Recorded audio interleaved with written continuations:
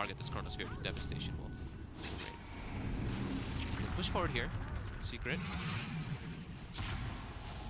Oh, he gets forced in. Aggressive force onto Nisha. Gabby trying to focus, pots the BKB. Time Warp moves the damage. Can they kill him off the ones they can? Okay. Aegiscon, he still has the cheese. Gabby had the BKB. They dropped the Chrono. He's going to try for it. In fact, it caught Mid-One. Mid-One tried to jump in. It's caught both of them with a soulbound. Mid-One's dead. Nisha will be able to back off here. He moves the cheese in, but Mid-One blinking in there aggressively. He blinks in, and the Chrono caught them both. Nisha now pots the horn, looks to turn. Going in onto Armel. Armel's dead. He has buyback available if he wishes. Now they'll turn, looking towards Nisha. Can they kill him off? He's a tanky boy. Pots the Manzu. He's on top of Cuckoo. Armel and Cuckoo both with buyback. They're holding on to it for now. Oh, the tree. Buyback came back available for Mid-One, and he will buy back immediately to come and rejoin Secret on this mid-Rax push. There's no buyback for AU. Mid-One, Atos, force stuff, tries to get him away, but with that reach there from the fire, it's still burning down Gabby. Gabby looks to turn. Puppy's diving. He's taking tower hits. Puppy's dead. They'll pop the fortification and start to continue to push Secret out of the base. Buyback comes out from Puppy. He wants to get back in. Gabby. They've got their Hex on Gabby. Gabby's nuked out. Instead, drops the gem as well. Gabby has buyback available. Secret focusing back towards the Rax. Armel sitting back. Nisha moving in onto Cuckoo. Lotus Orbs upon him. Soulpine will force them to back off for now. As soon as Gabby bought back, they started to reset here, back up a little bit. They don't get the Rax, but it is 3 buybacks, 3 core buybacks forced out of TNC. Secret only having to use the 1 core Mid-One and the support Puppy buyback. Yep. So overall, of course, still a net advantage for Secret, continuing to grow. Armel has to be really quick on his BKBs now. As we saw in that last fight, he just got jumped by Nisha. Nullifier, doesn't get the BKB off. Nullifier, Diffusal, gets right-clicked a couple times, and he's just dead from that Spectre. So Armel gonna have to be a little bit quick-fingered on those BKBs, even though it's not like the best scenarios to do so. As Secret, they're still looking to go for these fights. They're all TPing down bottom. Gabby has to be careful. You can see, Gabby's just running in. He is. They found him. They got the silence, but Gabby's been hexed. He's been ice pumped. Gabby's in trouble. They're trying to force it back, but Zai's already killed down the 2 of them. Gabby forced again. Will be able to get himself away. The same cannot be said for Cuckoo. They're on him with the nullifying. Cuckoo does not have buyback. They've got 2 dead for quite a long time here. The Void and the Sniper, those 2 big cores, the only ones alive for now. Tims does use the buyback. 31k lead now for Secret. They might just force this in. They have the Haunt available too. Very careful how they get on top of the Gabby.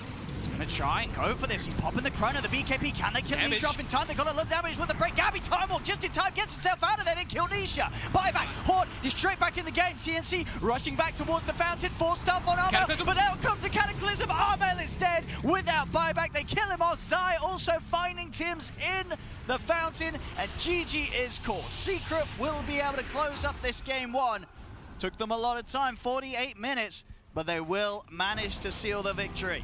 That's what we call discipline, right? You can see that TNC, they still pack a punch. Their heroes still do quite a lot of damage because of that bloodlust, because of that high ground defense. But Secret, they've got the buybacks. They farmed enough to just be able to have such a clear advantage that they have so much gold on everybody. All right, guys, I know you want to hear about Secret, but look at the stream B. It's Newbee versus Alliance, neck and neck. Let's go in right now. He does have the Aegis, though. And now the turn. Call coming from Snaking. Another round of call. He has it for Yawar if he wants it. But it's already going to be the Aegis down. MSS barely living through this one. CCNC trying to be a hero finally in this game. Alliance is dropping somewhat low, but is it going to be low enough? Mickey going down. Mickey dead. 100 seconds. Snake King. He's not buying back. Yet again, 4 dead. They have to buy back. Newbee, they're looking for it all. They got to buy back on 2, but they don't have a snowball safe. If they get caught out right here, Alliance could go down. Yawar, he's got to play this so safe now. He has the Manta style. He's got BKB in 10 seconds. Who is this Axe hero?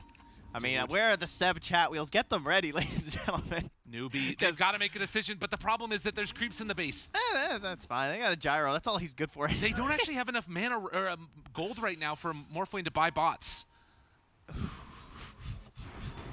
Well, gyro's coming. They're moving back in. Another round here.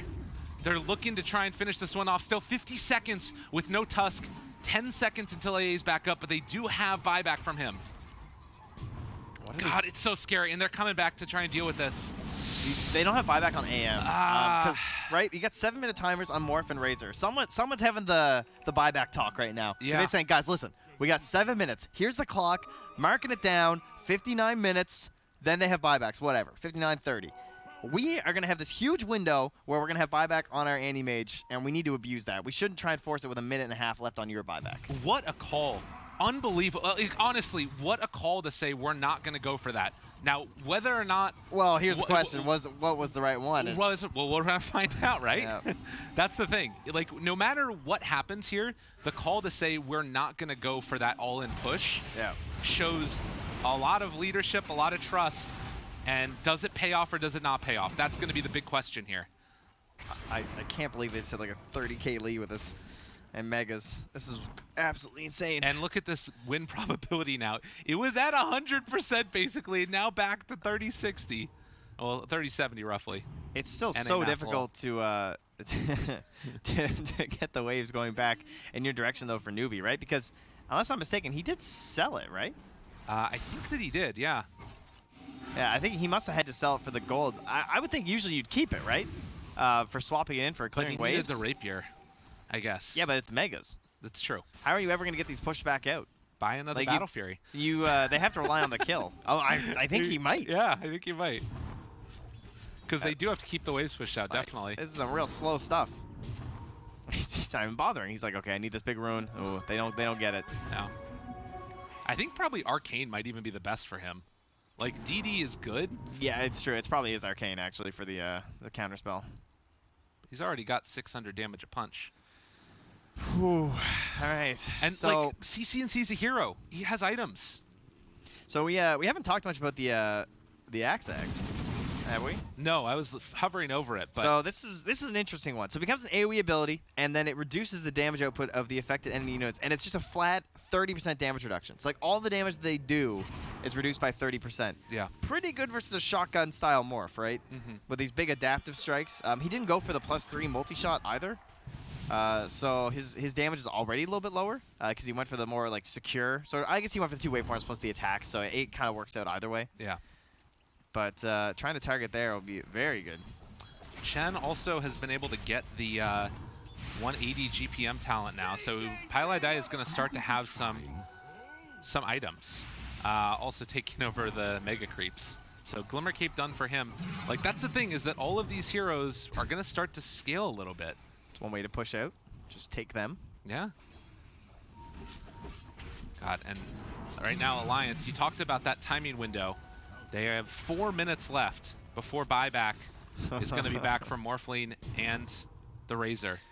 The one good thing, though, is that this was very close to a Roche when it happened. Burrow Strike. Okay. Didn't Comes get a out. counterspell. Jump forward. Caught out, but you are. Pops the BKB. Snowball onto the illusion, but they've got him caught here for the moment. That Snowball stolen as well by the Rubik.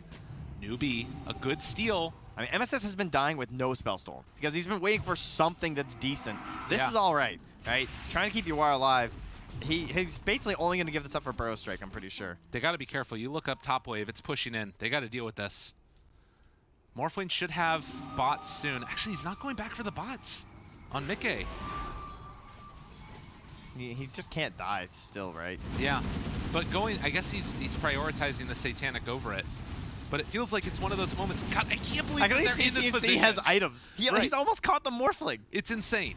Because he can actually farm Mega Creeps. Well, he was so far behind earlier as well. Like, that Aghanims has paid off so ridiculously. I can't believe that this has happened again to Alliance in these games. And now they have a second Rapier. This is the time. What do we got left here? They got to hurry. Unless they're waiting for the next Roche, which they could be. Yeah. But then the buybacks will have returned. Potentially, yeah. They've got a minute until Roche. He's just tanking the wave. Dude, this is so insane. So if they take the Roche, it's like a minute and a half or something, right? If it's an instant Roche spot. So, yeah. So they got a little bit... They have like a 1 minute window, basically. Yeah, if it's early. Right. But I prefer the push right now. I think this is the play. Gyrocopter pushing out all of the side waves. They need to make sure that they just don't lose their base. But they could get Mega Creeps of their own, and that's maybe going to be the play for them. Throwing back the Adaptive Strike onto Mickey. So much on this side. Burrow Strike, the call. It's caught now onto Boxy, pulling him out of position, trying to bring him down. Snowball, but it's going to be on to the Creeps, pulling him back into the base. The Glimmer of all things. Right. Saving the animates there. They had that follow-up scythe, but they couldn't get it because he got turned invis. Top lane is still pushing in. They're going to need to deal with this eventually. Mid lane, the call is going for Yawar to head up towards the north, maybe. Probably the gyro. Yeah. CCNC heads back. He's got the bots. I mean, this is kind of his job, right? Yeah. Mjolnir and Eggs. He can just clear waves forever. Roche, a minute away. Has he passed? Oh, man. He's catching him. He's going to get that Morphlin. So, again, we talked about the fact that Alliance was playing together as a team. They had, like, a bunch of damage dealers. Does that change the complexion of it now that Gyrocopter has items? Well, yeah, I didn't think Gyro would get this big. Yeah. I mean, the guy's, he's a hero now. Yeah.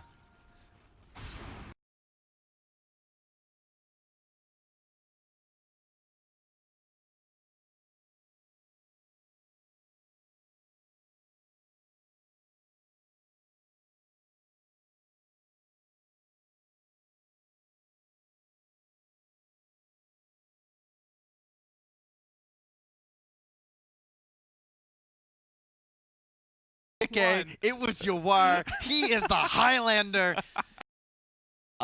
There's still a second. Yeah, that's true. And I'd rather be on Newbee heading into the second one. Not like 'cause I got That's the true. point, but because I got that mental just like, whew. All right, That's they're true all out enough. there, you know, giving the walk, the heavy breathe. So maybe expect a bit of a break between the games. That tends to happen, I find. I agree. When the players play like that. So we will be back, though. Hope you Ladies guys and had gentlemen, game fantasy 2 right around cards the of corner. either the Alliance or Newbie players. What a insane game that was. Only game 1 though, as they said. Game 2 will be coming up after a little while. Stream A, if you're seeing nothing there, don't worry. Secret versus TNC is going to be coming up. Game 2 on that one. And then on stream C and D, C, we got Chaos versus Keen. D, we got LGD versus Mineski. Which one you guys? Which one you guys want to go to? I don't care. I'm going to stream C. It's my show. It's my multicast. Let's go to stream C. Being high skill, it's about them just being unreliable. You can also get Axe, even though laning Oh yeah. Axe against Jug, Shadow, well, Axe could be fine as well. Yeah, it looks decent for sure. Maybe something Chaos want to consider banning out. We'll have to wait and see. A lot of offlane is still left in the pool, and 11 is one of those players who has quite a wide variety of heroes he does play. And King Gaming had the pick priority. They chose second pick, which means they will have the last pick. Well, there's always a chance we could see Kunkka go in the offlane as well, if they want to use that last pick of the draft to go for their mid. But for now, waiting on Chaos to take their ban and pick first. Chaos themselves looking for an offlaner. So both teams looking for, well, theoretically they're offlane. We don't know with Keen. With Chaos, we're pretty sure what they're doing. They think it's mid. Yeah. Ooh, Kezu Enigma. Is that a pog? Yeah, we'll have to see. They definitely need something that goes.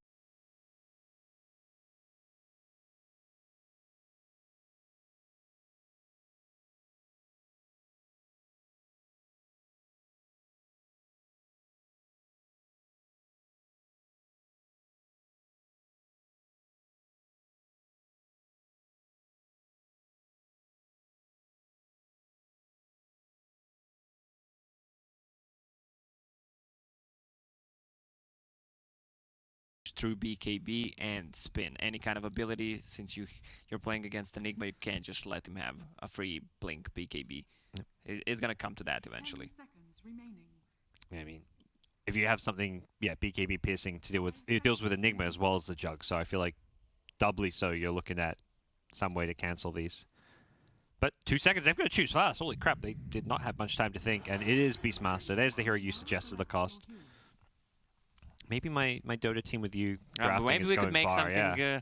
something happen. You just need to step up. Okay. Increase MMR by 200, get it to 4K, solo, and we're good. Okay. Because your high skill drafting makes up for my low MMR, Yeah, so I'm here. exactly. Okay. We're just gonna outdraft everyone. 4K MMR is the baseline. Got it. All right, I'll get OD Pixel. I think he hit OD Pixel 4K as our recently mid, as well. sure. Yeah. He plays some good mid pudge. Can you fit that one into the draft? Without a hook. Yeah, exactly. We had that discussion, and Grant just looks at me because he knows I spam a lot of pudge, and like, yeah, Lacoste will not agree with that one. Yeah, we're talking about, was it? Yeah, it was Jabs who played the safe lane pudge. And it was like, oh, you got hooked. That's a mistake. Jeez. Anyways, luckily there is no OD Pixel playing in this game. Maybe unluckily there's no OD Pixel casting it, but you know, we'll do our best to make up for that.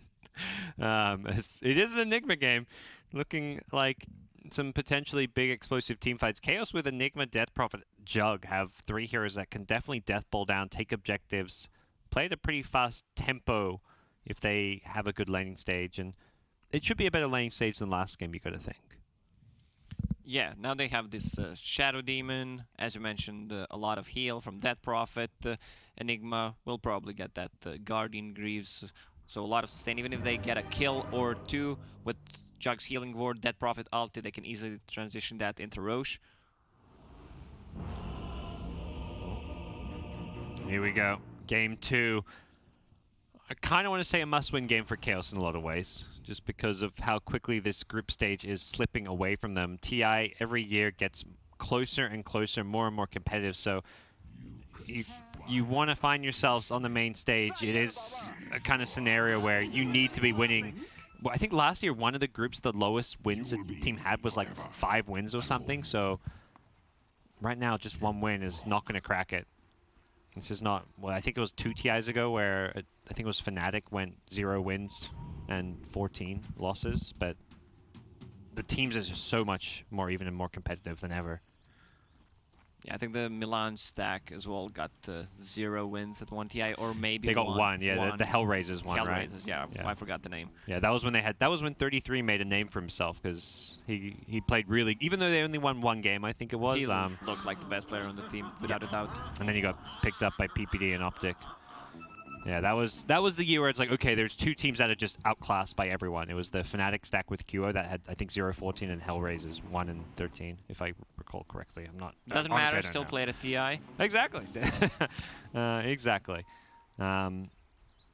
But last year, because I think there was a tiebreaker for 2 teams that each had like 4 or 5 wins who were finished last of their group, and they had to play a best of 1 to see who got eliminated and who went on to the main event. Yeah, and once again, we see this ward on the high ground to scout the lanes.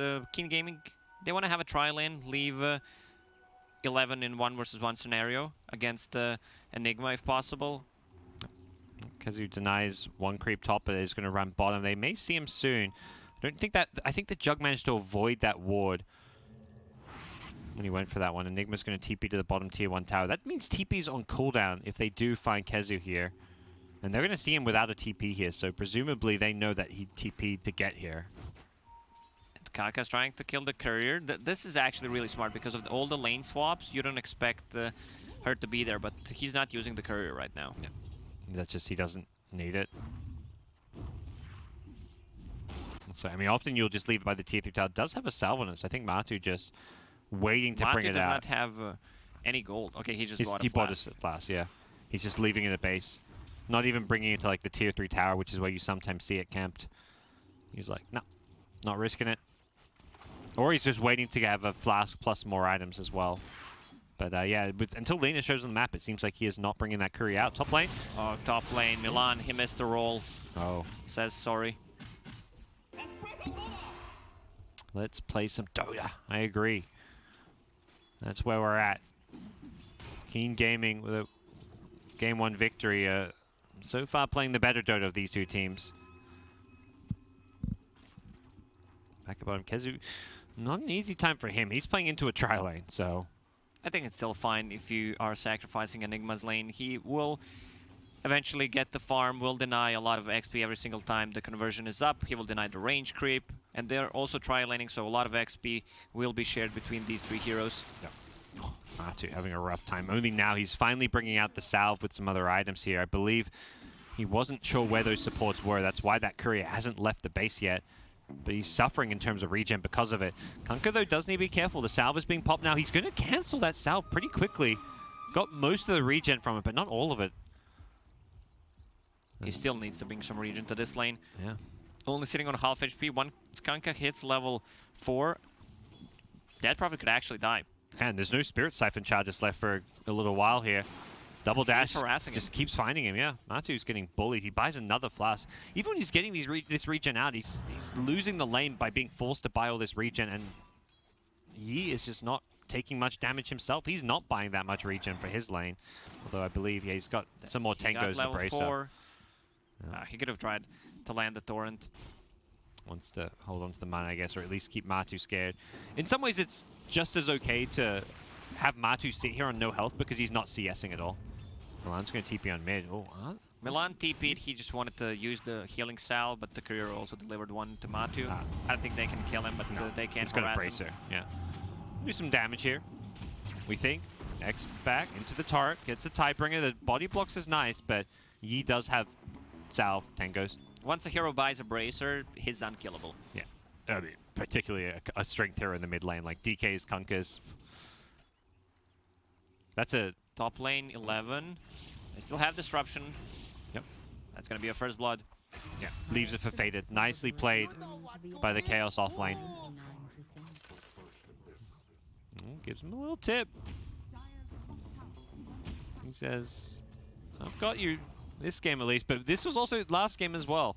We saw Old 11 give up first blood and then come back in and dominate the lane. So far, not quite been the domination that his Abaddon had. Only 1 CS, now gets a couple underneath the tower. So tough lane for the Beastmasters so far. Old 11 not quite getting the matchup that he perhaps wanted himself at least, but this is probably what the team wanted because PA, Old Chicken, is free farming on PA down bottom. Young 11 is one of the players that really shines in 1v1 scenarios. Kaka has that stun.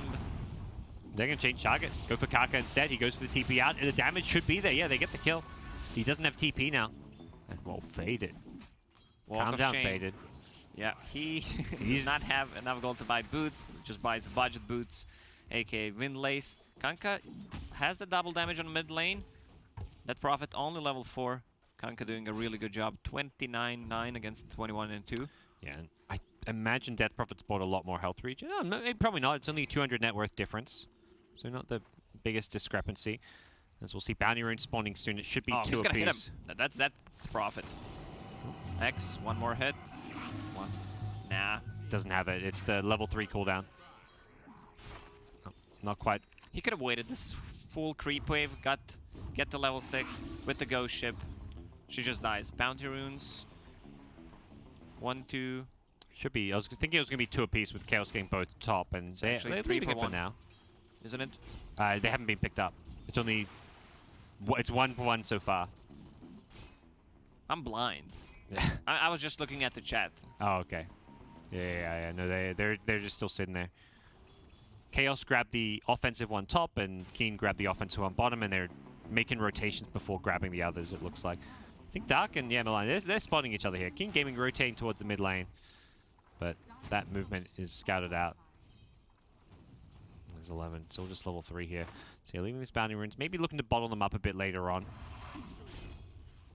Let them stew, you know. Aged fine wine, these bounty runes. They get better with age. Are you a wine guy? Can you feel the difference between Chardonnay from 2006 and 2018? Oh, 2006, that was a good year, Lacoste, Yeah, let me tell you. especially for the white wines. Yeah, the white wines, the tannins of those Chardonnays with, you know, a hint of the grape florally essences. Perfectly matches with a nice cut of 10-year-old aged salmon filet mignon. It's just a delectable meal. What about Lina Mignon? That's what Misery's after. I'll have some Lina cooked medium well, please, but Kaka says, I don't think so. And it's Faded who's going to fill himself up with a nice cut of Lina steak. Yummy. Man, I'm hungry. I didn't have breakfast today. What was I doing? Now we're talking about food. Now we should stop. Yeah. The viewers are just like thinking, what the hell's going on here? Kazu's hit level 6. He's actually done rather well in this lane. 18 denies, of course, coming out from the conversion, but that's a lot of denies. Mid lane, there's the boat on Dead Prophet. Oh, the rotation's coming in from Chaos, but the kill's already happened in the roll from Milan. Not going to latch on in time. Kaka's going to turn and fight. That's the 3 charges of Fiery Souls, but will be Chaos just backing off, and Matu having a rough time in this mid lane. This is why Enigma is such a strong hero, because you can't really shut him down. Even if he doesn't have a good laning stage, he will always find farm somewhere. Old Chicken just sniped Courier, by the way. Casual. Mid lane. Here comes Chaos, rotating in, Disruption into a Blade Fury with the Boulder Smash stun, and Dash will go down. Just enough damage to kill him off. He spent most of his gold. It looks like all of it, in fact. And finally that bounty run gets picked up, but 4-man rotation mid from Chaos. They can get the tier 1 tower. This is going to feel well worth it for them to kill both Kunkka and the tower. Yeah, Kunkka didn't want to buy a magic wand, and if he had it before, I mean, he had the gold, he would not die there, because Juggernaut did not have enough mana to actually cast the ulti, and also had the Fairy Fire to work with. That would keep him alive. Good rotation from Chaos, though. One-man dart. Yep, they got the tier 1 tower, even without DP. They got the knife. I mean, they still kill the tower, which opens up the jungle for them, but yeah. he got the deny. Some gold taken away, but yeah, like you're saying, it is still a very, very important tower to be taken this early on. What's the next move going to be from King Gaming? Does feel like Kunkka wants a few more levels. Wants to get those points in the X marks the spot, so he gets that extra initiation range. Kazu, where's he headed? He's keeping in top. Hasn't shown any signs of using the black hole just yet. That's a dead tier 1 tower on top as well. Chaos is playing this really fast. They will kill 2 tier 1 towers before 10-minute mark. And PA's is here that takes a little while to come online, so they're punishing the fact that 1, 11, Beastmaster, he's having a rough game, and 2, PA doesn't really want to fight right now, so King Gaming can't do a lot to defend these towers. They have no ways to defend this tower. Meanwhile, they got a kill on the bottom lane. That's what Mirror movement. Try to get the tier 1 tower on the bottom for themselves, even though their damage is really limited. The push from King Gaming coming a whole lot slower here. They even get this tier 1 tower. It doesn't look like Chaos is defending it, which means we should be able to see this tier 1 claimed. Right now, instead they're looking to invade the enemy jungle, see what they can find. They could even go for a tier 2 up here, Chaos. Roll on in, Milan. Not gonna find what he was looking for. And Old Chicken gets the tier 1 tower. Leaving the last hit for the PA means a nice chunk of gold going her way to get that Blade Fury? What am I talking about? Battle Fury? Battle Fury, yeah. Something Fury. Man, this is what happens when I don't eat breakfast. Or when you watch too much Dota. All the spells are Blade stuck Fury, in your Battle head. Furies, yep. Top lane, 11. They don't want to go for the dive here. I think they know that. Just take the objectives. Go for the towers. Oh, and they're actually going to look to punish Old Chicken here. He thinks he's safe, but Misery comes in, gets the D-Ward, and Old Chicken needs to find an out. He's been surrounded. There's a third hero even coming in as well. Can he get the blink to the creeps? He does, but Misery's got a disruption. There's the boat. Kunkka needs to throw this boat soon. He needs that damage mitigation. Old Chicken, he hasn't got a blink for a couple of seconds. With that damage block, I think he's going to be okay. Blinks out to his buddy. Still being chased down. Faded doesn't have mana for the Omni Slash, and Old Chicken will survive. A lot of time wasted. Meanwhile, we're trying to make something happen on the top lane. Could not get a good angle of approach. Also deep ward from Chaos there to scout things out. So neither team successful in getting the kills. Spirit Vessel on this Kunkka will be crucial. Even though Kunkka is very active early on, he's involved in only 2 kills. I mean, they have 2 kills. These supports were kind of under-leveled. And Spirit Vessel against the Dead Prophet, extremely effective. Same goes for Juggernaut. Enigma is actually going for Hand of Midas here. Has a recipe. This is his way of coming back into the game. Yeah. So you like the Midas here? Sure. It does feel like King Gaming is going to be just dragging the game out a bit with the PA Battle Fury, so having at least one of your cores play a bit greedier seems like a good plan. And it's not just one, they're going to go Maelstrom on Jug. They're looking to match the farming pace of King Gaming here. Milan is level 6, has that urn, no charges on it yet. They want to make something happen. Smoke popped, Dead Prophet, we still didn't see it 12 minutes in. Yeah. Has been a little bit active. We have seen Matu, obviously take the tier 1 mid tower with the team and then rotate top, but they haven't needed the ultimate to actually take objectives. Top lane, Kazu. Malefice coming out, just doing some casual harass, not going for any kind of a kill here. Again, this ward scouting things out, so Chaos just backs off. Yeah. Meanwhile, Jug is farming on the bottom, Enigma on the top lane, finishes his Midas. And Chaos is playing pretty efficiently, but it's King Gaming with a 1k gold lead. Not really much to say about such a small lead as far as who's ahead right now, and Midas Enigma is going to start kicking in. Both teams playing a slower, more farm-oriented game.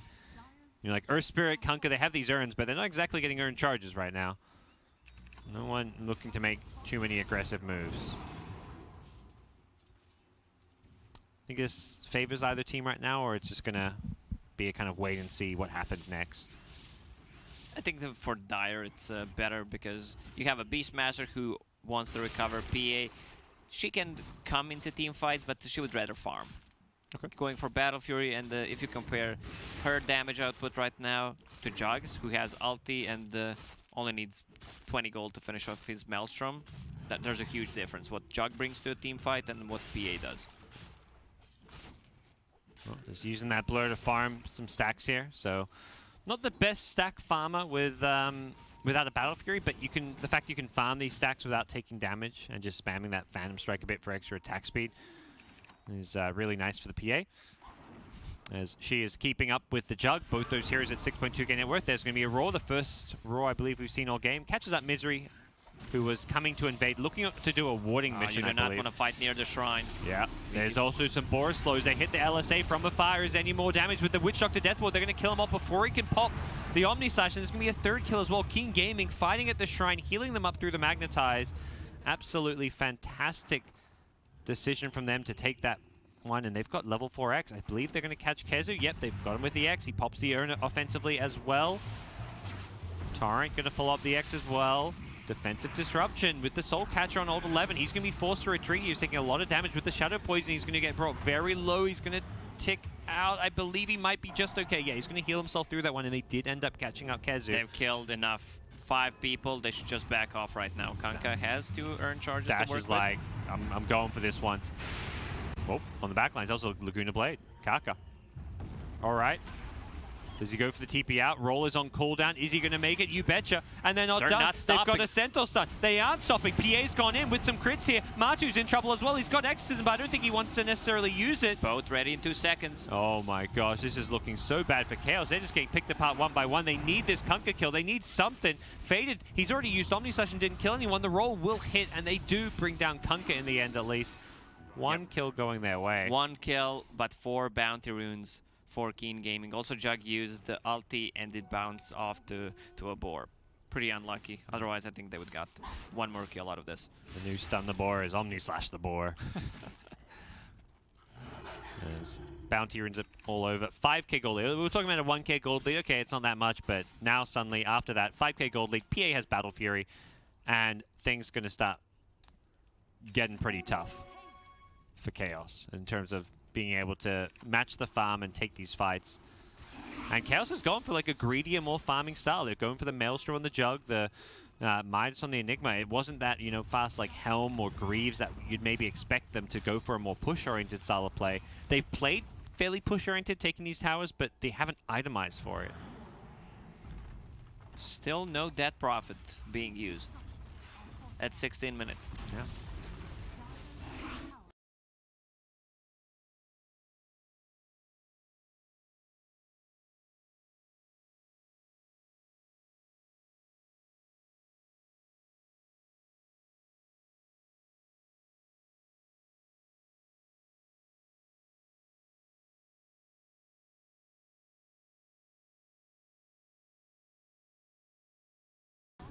Tier Orc 2 sees the trying TP. to trade for Tier 2, but only Beastmaster is at the Oh, bottom. and they while the saw rest the is TP waiting. in the shrine. Believe they were ready for this one, King Gaming, but they are being outnumbered here. They lose one. The second will be a TP out. Just a Witch Doctor. Yeah, they're fine with that trade. Yep. Kunkka's farming on the mid lane, has Spirit Vessel, but no charges at the moment. That PA. Prophet needs defensive items. She's halfway through Yule Scepter to not get focused by Kunkka. It's great against the X Mark. Also remove the Spirit Vessel charge.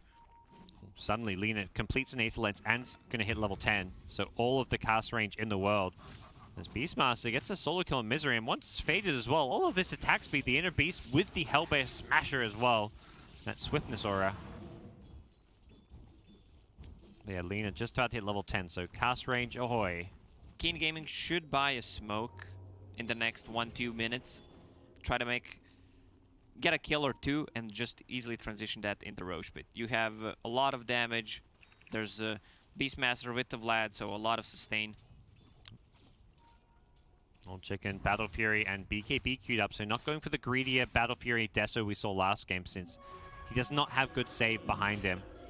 And the first exorcism of the game is not going to be for a tower, it's for a different objective. Roshan. Name of the game. Bottom tier 2, though, is going to be claimed by Old 11. They don't seem to know what's going on with this Roshan. Exorcism with the medallion, -7 armor. It's going to be more than enough. A lot of sustain with the healing ward. It's been scanned, but I think it's too late. It's already very low in the air. There we go. Roshan is claimed. Too late to contest this one. They smoked it. They may take the fight with Exorcism down. Even though there's an Aegis, you still can teamfight into Chaos. Do they want to go for that kind of a play? Doesn't look like it. They could if they see this double damage on PA. Yeah, No, but they it's would not being love- scouted. Now Old Chicken just going to happily keep hitting some creeps. Goes for the lifesteal, not the cleave this game. Not playing against that illusion-based hero. Wants that sustain and the ability to just hold his ground and fight into someone like a Jug or a Death Prophet with Exorcism on. And look at Young 11, 4th on the net worth right now, level 13, needs 1500 gold to finish a full Solar Crest on top of Vlad's and Helm of the Dominator. That's such a big item to have on your PA. He loves this Helm of the Dominator. 2 games in a row he's picked it up. Just really loves that aura, the attack speed as well as the health regen aura and the ability to play around the creeps. If you have, you know, good micro and know how to utilize them, they can really boost up what you bring And to the if table. you don't have a good micro, you just get Alpha Wolf. Yeah, and then follow your hero with it. Yeah, of course. He may even want the Alpha Wolf anyways. That's such a good creep. The Swiftest aura is like, it's only 15 attack speed. Alpha Wolf is great, especially with Phantom Assassin on your team. I mean, you have the Inner Beast for attack speed, you have this extra damage, same goes for Kunkka. Oh, Old Chicken. He's like, can I farm this bottom lane? I think I can. They're not playing around here. They have dire vision up top. They did see a few of these heroes. Oops, speaking of vision, we have to quickly toggle that one. Good old Spectator Fog of War. There we go. Yeah, that was quick.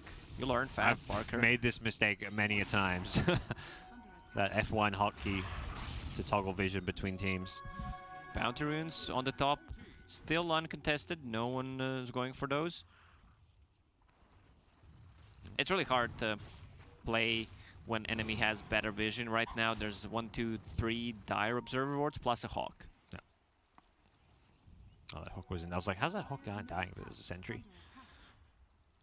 Yeah.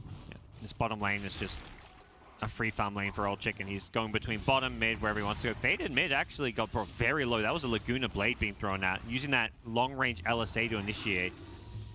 They're going to try go in here. Exorcism is, yeah, it's back up now, so not sure this is a time you necessarily want to be fighting Good with a cast. cast. Yeah, it's bounced between 2. I don't think you want to get baited in, though. There is a blink on Enigma. Blink Black Hole is what you got to look out for, and Chaos immediately smoke up. King Gaming will need to kill a healing ward in a team fight, so either with Boar or with the unit that he has from Helm of the Dominator. Clears out the bottom way. PA's gone top, has the Battle Fury completed, so Old Chicken's ready to fight. Although he's also happy to keep farming. Level 3 Coup de Grace is a nice boost in that crit damage, as well as a Desolator queued up as the next item. Radiant Scan will be on point, but the bottom lane is pushed in, so they know something is up. King Gaming is reading the map movement really well. Made it with the Aegis in the front lines. That's the other reason King Gaming didn't hard commit for a Jug, is that he is playing with an Aegis, so... Still a minute and 15. Yep. That's probably a tier 2 tower they may want to give up, but they're going to catch the backline team. Misery gets deleted before he can even use a spell. He did not react to the rotation from behind. The Hawk spotting him out, and Milan dead as well. He instantly buys back, but Milan, he does not have a buyback. Matu could be in trouble now as well. Watch out for that courier from the trees as Kaka. Can he hit this LSA? The Yule's just going to set up the LSA, and Matu gets stunned. There's a Laguna Blade to follow this up, but the damage just isn't quite there. They don't want to commit with the buyback. Earth Spirit did end up getting just enough gold for buyback, it looks like. So 2 buybacks. King Gaming can go back a bit. 40 seconds on Aegis. 2 buybacks committed. That's They're so fine good with for that. Keen, yeah. I mean, 2 kills with buybacks, and you're buying time for Aegis to expire. And these are low cooldowns. Roar, Laguna, Boat, they come back up pretty damn fast. And we're going to see Chaos, as a result, back off and realize we can't actually take this fight. They were just positioned in such a way that they thought they were safe, but the Hawk from Keen Gaming on that cliff, scouting out the Shadow Demon, set up such a nice initiation. We're still yet to see a black hole. I mean, we're kind of yet to see an exorcism as well, I think you can say. Yeah, he used one, but it was just for Roshan. Chaos are just not finding or taking their fights. Spells. Yep. Yeah. It is. And that's the age is gone. Now, Keen Gaming, they can feel they're much stronger at the moment. They need to care about Enigma's blink. You have Lina, who has that Ether Lance. She also has a blink dagger. Sitting on half HP though. Casual. Cool. Enigma BKB timing is perhaps where Chaos look to strike with those black holes, though. That's where you almost need to be using the Roar to cancel it. He has a blink dagger on Beastmaster queued up, perhaps for that positioning to make sure he can get that Roar off. Man, his PA is so farm right now. And farming in such a way that she feels really, really scary. Like, the Jug is farming well, but feels like this Mionia Yasha, like, this Jug is still very squishy. If the PA... especially when PA hits level 20, the extra armor corruption, on top of level 3 coup de grace, or coup de grace as I called it before. Coup de grace. Coup de grace? I don't know. Here we go, boat initiation. Matu gets disrupted. That's going to help keep him alive a bit longer. But Faden gets roared up. He may die in this roar. He needs to get an Omni-Slash off. Where's the black hole? It comes, but it's too late to save Faden. And Kezu, he's got a great black hole off. He's going to kill the Beastmaster, but Old Chicken is staying alive. He's going to just turn and fight. With that lifesteal talent, he's healing himself back up. Old Chicken's BKB. The timing is just perfect for Keen Gaming to take a fight. The X is there. It's going to pull back the Earth Spirit. Misery, he gets blinked on by the Lina. One or two more right clicks. It should be a full team wipe. Yep, they do get Misery and Milan with the X. 5-man down. If somehow Jug lived there and got the ulti off, I think they would have got maybe 2 max kills out of those, and now it's not looking good for them. Probably would have been enough to kill the PA because that Chaos gets wiped versus Keen Gaming on Stream C. What's going on, everyone? It's Tsunami. You're watching the multicast, and since this game might be on its closing moments, I think we may want to move on to something else. Stream D, if you're curious, is also reaching a conclusion potentially. It's LGD versus Mineski. LGD up 15k net worth right now, and FY right now putting Mineski 6 feet under, it seems like. Stream A, we got TNC versus Secret. Game 2 underway already. But I gotta find out the thrilling conclusion. Alliance versus Newbee on Stream B. Let's go right there, right now. 23. Oh, okay. That's a missed opportunity right there. You are level 25. This guy's hardcore. Yeah. This guy's just playing some Dota. Well, movement over to try and secure the rune. Taiga gonna see if he can get it, but Pilot die with the bottom blocks means it's going to be 2 apiece. Get the laughs going. That's the way to do it. And that's part of this whole strat here. Yeah. So a centaur in the pure, like, trying to help my laner out. Be interesting. I think Taiga probably has to get a couple kills up top here, and then he might be looking to rotate, where they do this similar thing with Boxy and leave him alone.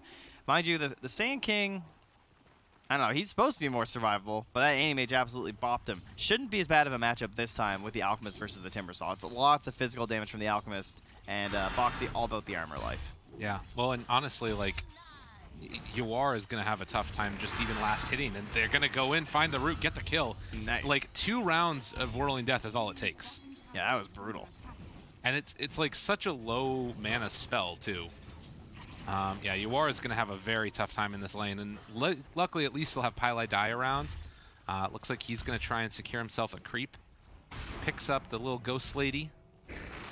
Actually, don't know if it's a lady, it just says ghost, and Taiga might just be able to find it. I still have to wonder, though, about Pi. Oh my god, Pi's crazy. Got that salve. You need that extra value. Dude, the ghost. Look at this ghost. Dude, he's moving. I know. There's not a lot of creeps that can put this much. Oh, okay. Good call. Good call. Yeah. He would have just gotten run down. But Mickey's last hit should be pretty difficult, especially once the level starts stacking after. I think he started with the press of the attack, doesn't have the odds out yet, but once the odds are there, the Centaur won't be able to do a whole lot. Yeah. Trading hits, building up the retaliate stacks, then the walk away. Without the Dark Willow nearby, though, this is not as easy of a kill for Boxy. Yeah, and Taiga's in the mid lane now trying to tilt things in favor of Koikfa. You have extremely long range on the Bramble, and then they're going to try and use the Bramble to... Okay, they're starting with that instead for the tossback. Nice. Brambles laid down. CCNC, though, able to dodge through it. Well played. Fancy footwork from the Lesh. I think they needed to, he should have pre-laid the Bramble, right? And then stood on it. Yeah, that's a good point. Now, one thing also about this rotation is Boxy needs to dominate this lane because they're not getting kills on UR anymore. If UR is still able to get some amount of last hits, this lane is kind of a failure if that happens. So they're going to get the toss back onto CCNC again. This time, pulling them forward. They're going to have the roots So much damage. the walk through, throw the tree, get the kill. That's what they need to do. Yeah, very good stuff here from Alliance. Taiga just, he loves this Dark World. He's so good at it. Hero's quite strong. But yeah, we can see already having a much rougher time of it, UR. And if he's not careful, might just get brought down again as Taiga is rotated up top. I think he had like 2 kills already at this point. Yeah. Last game. Yeah, he does not have many options here versus this Timber. So this is why I wondered about lane shenanigans. Like, are there going to be swap ups here? Because at the moment, it doesn't seem to be the case. And that means Snake King needs to get into this overwhelming odds. But it won't be until at least level 4 that he's got 2 points in it. And he's not even opting for that. He's just going for the pure trades over and over. Probably because there's not a lot of point like trying to harass out a Morphling like that with like spell spam. Because you know he's just going to regen through. Yeah, that's a good point. It's a very different matchup there. And Pile Die up top. They're going to send Taiga through into the woods. UR is just jungling now at level 3 and going to head over the Cursed Crown. Is he dead, actually? I don't think, no, he's out of mana. Okay. Yeah, if he had the Brambles, maybe they could have done something, but no such luck. And going to be chased off to the other side of the jungle. Meanwhile, CCNC maybe going to be caught again. Looks like he's okay. So far, so good for Snake King, but he and the Lesh are the main ones having a good time. Well, last time, Snake King had to abandon his lane at level 3. Now, you've got your Alchemist abandoning lane at level 3. Now, they managed to win that game, but of course, it's still not an optimal situation here. And we all know the Alchemist is quite the hero. He's been having a hell of a tournament, but even he has a hard time recovering when his start is this poor. It's true. And now as Boxy, you're like, okay, I got a Timbersaw game. Like, I'm just getting behind this tower, I'm clearing these waves, I'm forcing down tier 1s, and then I'm going to the other lanes, and I'm doing the exact same thing. He needs to just get super aggro, super farmed, and start playing with Taiga, and he can take over and win this game. It's interesting, though, because he's opting right now to head over and stack up the camp, get the bounty runes.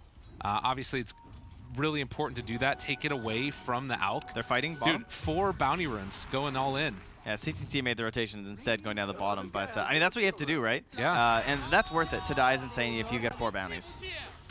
So no benefit at all for UR right here, who is going to be chased back all the way to his tier 2. Boxy not giving up. I think UR is just dead. Yep. And now he's got Chakram. Now you can't come back.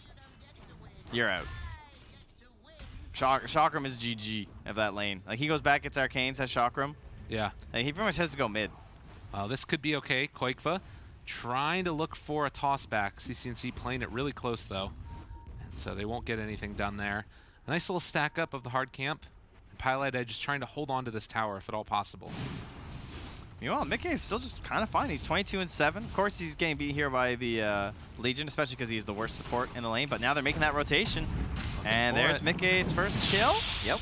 Gets the finish. Mickey picking it up. All things going well right now for Alliance. They're on right now. You got Taiga in the mid lane while that's happening. He's getting a couple last hits. Up top, someone dares come near Boxy with Chakram. So you may die. I have seen this so many times. Pi, though, does have the Wildwing Ripper there, which is going to keep the tower alive a little bit longer. CCNC is going to make the rotation instead. And I don't know if Boxy spotted him yet. I don't think so. Chase forward, looking for the catch. They don't hit on the Split Earth, though. And now with not enough mana, CCNC not able to get that kill. Even with the Split Earth, I don't know if he gets that. That's a pretty tough one to get. No. And now Taiga runs into him. Probably just going to be some harass damage here. I mean, that's a 600 HP less track, but he's putting the hurt on him. Yeah. He's saying, yeah. Oh, don't give away that ward, though, Taiga. Nice, nice. Oh, yo, the toss forward. Oh. Trouble. CCNC trying to run away. He hit the shrine. Oh, he's got that regen. Oh, and the miss uphill. Oh, man. That was really close. Getting the bonus regen. Cobra's got another toss here. You got to be careful on that double back. Yeah. But Boxy's gone. And is also a little low on mana. So this is the thing that I want to know. How insane of a hero is Auk? Because I don't think he's this insane. I'm pretty sure he's going to have a very hard game. I agree, but I feel like it's one of those things where... I'm pretty sure I'm going to hit this win plus thing, and it's going to be like 78%.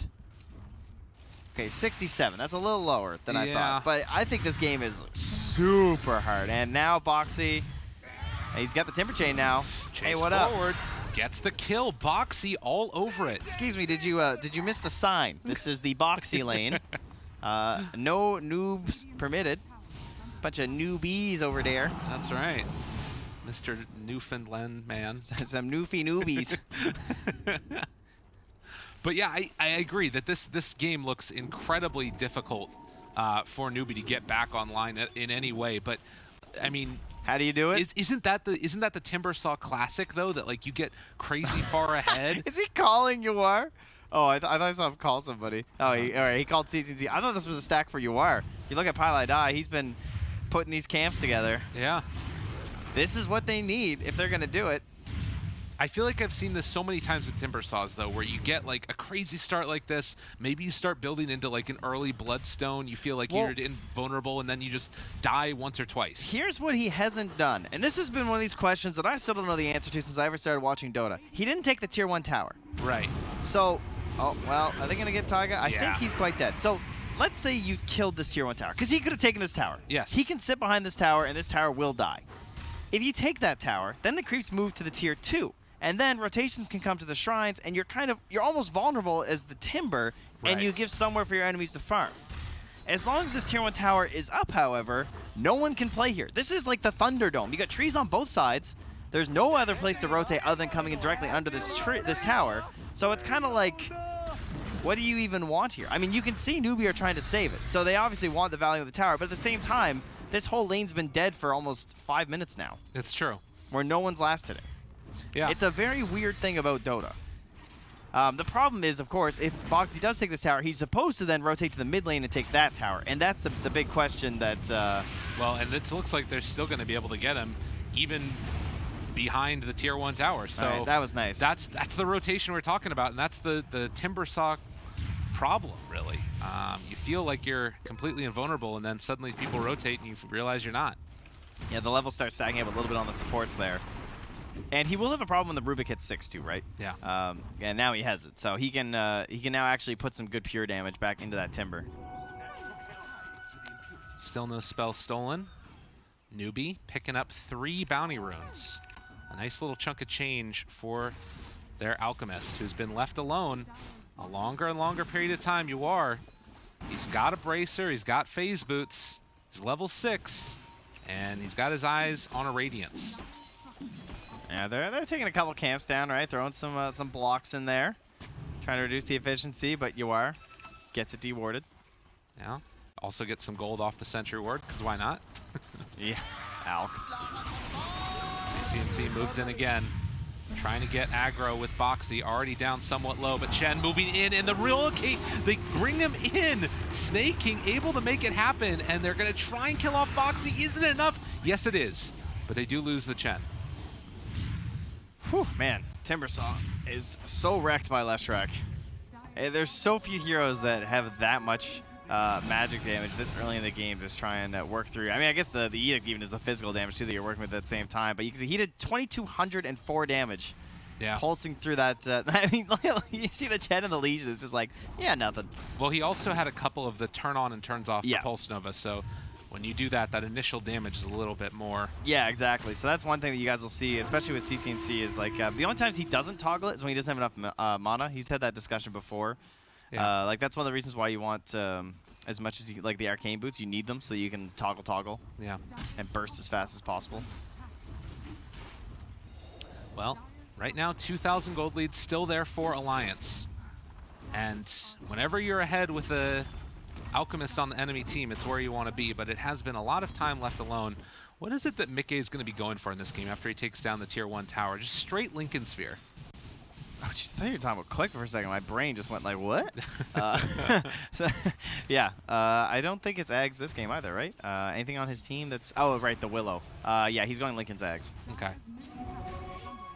So if you guys haven't seen that one before, you basically just copy into your Willow, and you have the Shadow Realm, and you just get to like start launching a bunch of right clicks. He also has the Timber too, so there's gonna be situations where that's gonna be beneficial as well. And I guess they can do the Tiny too, eh? Oh, okay, this is interesting. But yeah. The Tiny's probably gonna go for that Blink Echo Saber crit build. I actually really like what you say about the Timber, like just double chalk or double whirling death. That sounds really nice. Yeah, yeah. Unfortunately, you can't get the Chakram ability. That would be really nice. That would be the dream. Yeah. Stampede used. Not sure what that was all about there. I didn't see anybody getting gone on really. But nonetheless, Stampede is down now. And Newbee maybe looking for another gank.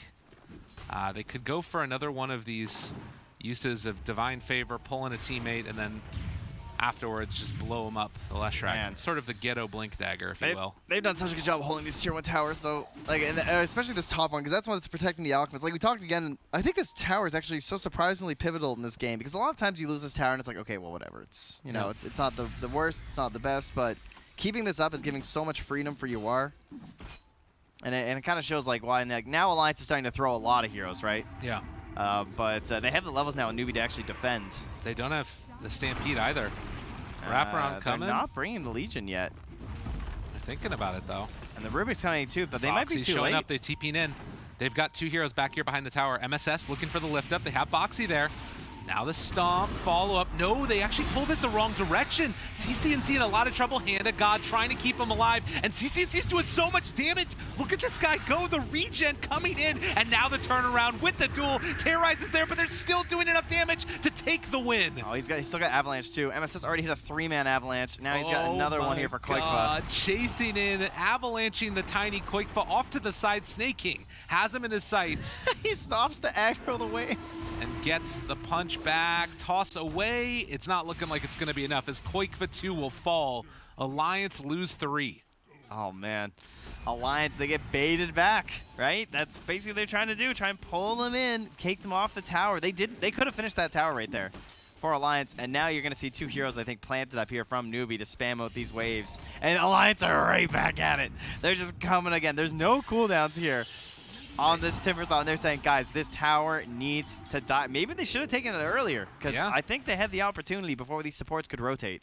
They have Divine Favor again to pull somebody in if they want, as well as dual backup for Snay. MSS has the Avalanche for a long time. Koikfa, he's coming in for the freebie, though, on the 15-minute mark. He wants MSS. Boxy moving in. CCNC gets it. Turnaround duel with the Stampede going. CCNC finds the stun. Again, the regen coming through, but is it going to be enough to keep him alive? No. You are thinking about throwing the stun, but just needs to back out for the moment. Snake King has the press the attack in 1, but Tagya able to get the kill while also taking down MSS. Yeah, that was down to the bottom lane. Basically, it was a 1v1 of Koikfa and MSS, where MSS was on the bottom rune, and Koikfa blinked in, got him with all the damage, and then chased them to the next rune.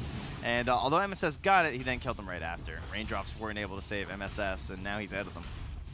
And this is why we've been seeing so many Timber Saws go for the hood at this point in time. Like, some will be going for the Bloodstone early, but oftentimes you just end up losing all the charges immediately afterwards. I hope he buys the Shivas. I hate Bloodstone. I'm at Bloodstone.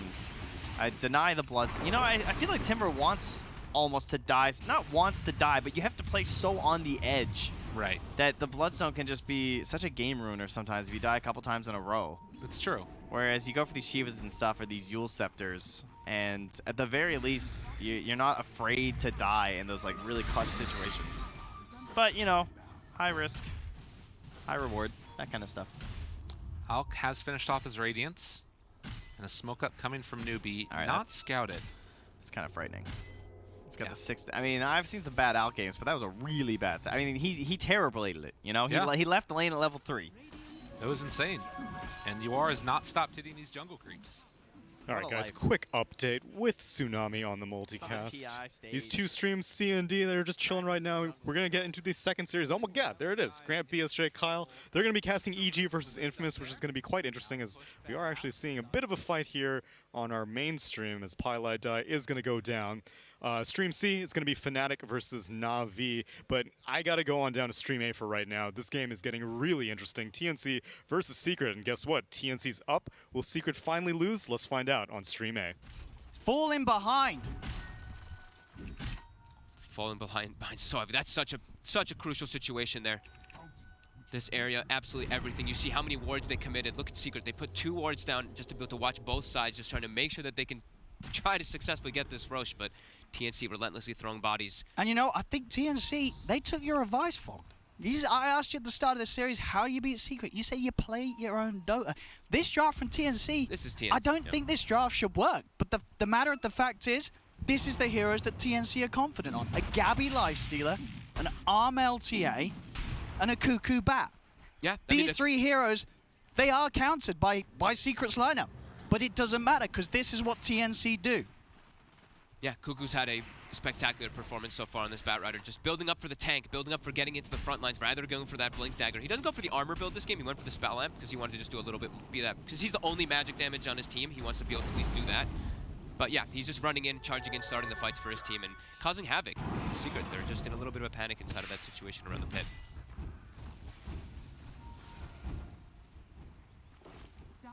No, he even, yeah, look at that. Doesn't take the 300 health down either. He's going because he wants to be that magic damage for his team. He takes the flame break duration too. I've seen like some arguments. It's like you either take, you either take the right side talent or you take the left side on those two. I don't see usually people take like the armor and then the flame break duration. It's usually just one or the other. Secret position up around top. Oh. The jump onto Cuckoo, nuked down by the Laguna Blade. They'll get one. Can Secret get more out of this? They'll look for Tims. Tims starting to separate himself with the team. Buyback from Cuckoo. He's boxing over as well towards the creeps. Wants to get back in, but Tims will fall. Yapsa's in trouble though. Gabby on top of the 2 of them. And now looking towards mid one. Armel, he's chasing down the backline. BK's being popped. He's focusing down the sniper. He kills off Nisha. Looks to Zai. Slowed down. Drag back as well by the shockwave. Zai, he's trying to run away. Ayu, he's not messing around. RP down on Zai. Triple kill for Armel. Mid one's going for the TP out. He'll manage to escape, but he's the only one to survive on Secret as again, TNC taking every single team fight. I don't know if Secret can come back into this. It really doesn't feel like it. They seem to just being able to get on top of Nisha every single time there. They lost the Batrider, but like you said, Cuckoo, he pops the glyph, Boots travels on the creep wave, they can't kill the creep, he's able to join the fight, get on top of them there, and Secret had to blow absolutely everything to kill him there. And now it's 23 minutes. It's a Rex. TNC's lineup is the one that's pushing high ground, taking a Rex. Despite 10 minutes ago, it was Secret trying to play the fast-paced Dota, but TNC, they're able to punish them, slow their game down, and it's going to be ever so hard for Secret to get this lineup back on track.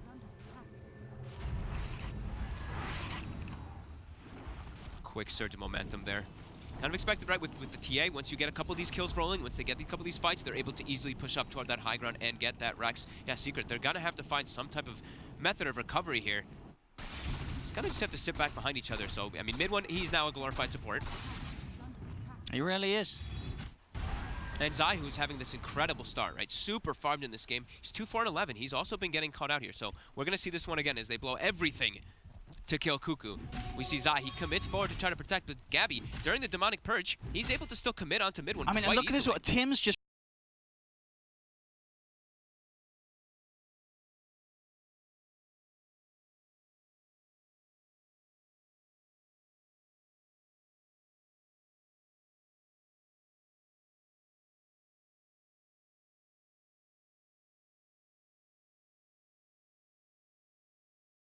throwing his body. He just makes a beeline straight towards Nisha. So Nisha has to shoot him, and Nisha doesn't have the opportunity to focus on any of the bigger kills, the bigger cores, and it buys that time. Tims with the selfless play.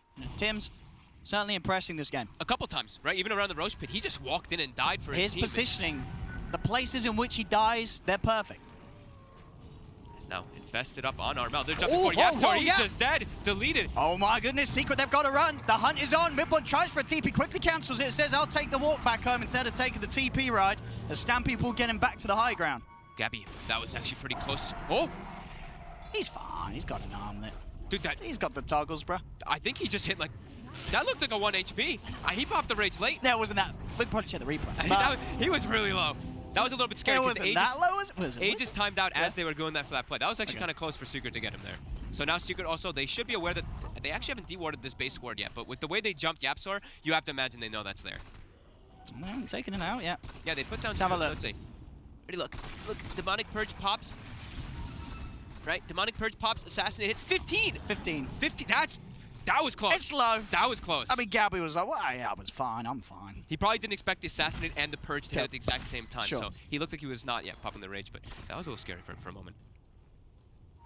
I mean, this game entirely rests on Nisha's ability to hold high ground as a sniper. Yep. But it's all on him. It really is. There's, Zai's, so Zai is still relatively farmed, but it's hard for him as a Centos to sort of make up for the fact that, Secret, they've only really got one carry. Yeah. Mid one is out of the game. They've got a lot of things to amplify him, right? They're even building their Solar Crest on YapzOr, but both YapzOr and Zai, who had that fantastic time bottom, they've been slowed down so hard. They've been also top. TNC. They're looking. They're ready to strike again. AU with the blink. They've got the blink on the mag. They Got still that have ward the still. ward This in is the base. It's giving them so much vital information. Cuckoo, he's looking for Nisha, he's in with a 4-star, Zai will be there with the counterplay. Armel, he's going to jump in, look for the backline, straight on the Puppey. Puppey has the disruption to hold him back. Puppey will be able to get away. AU looks for the RP, won't be able to find it. Stewart's in, gets swapped back. KU swapped in underneath the tier 4 towers. They'll kill off both AU and Cuckoo.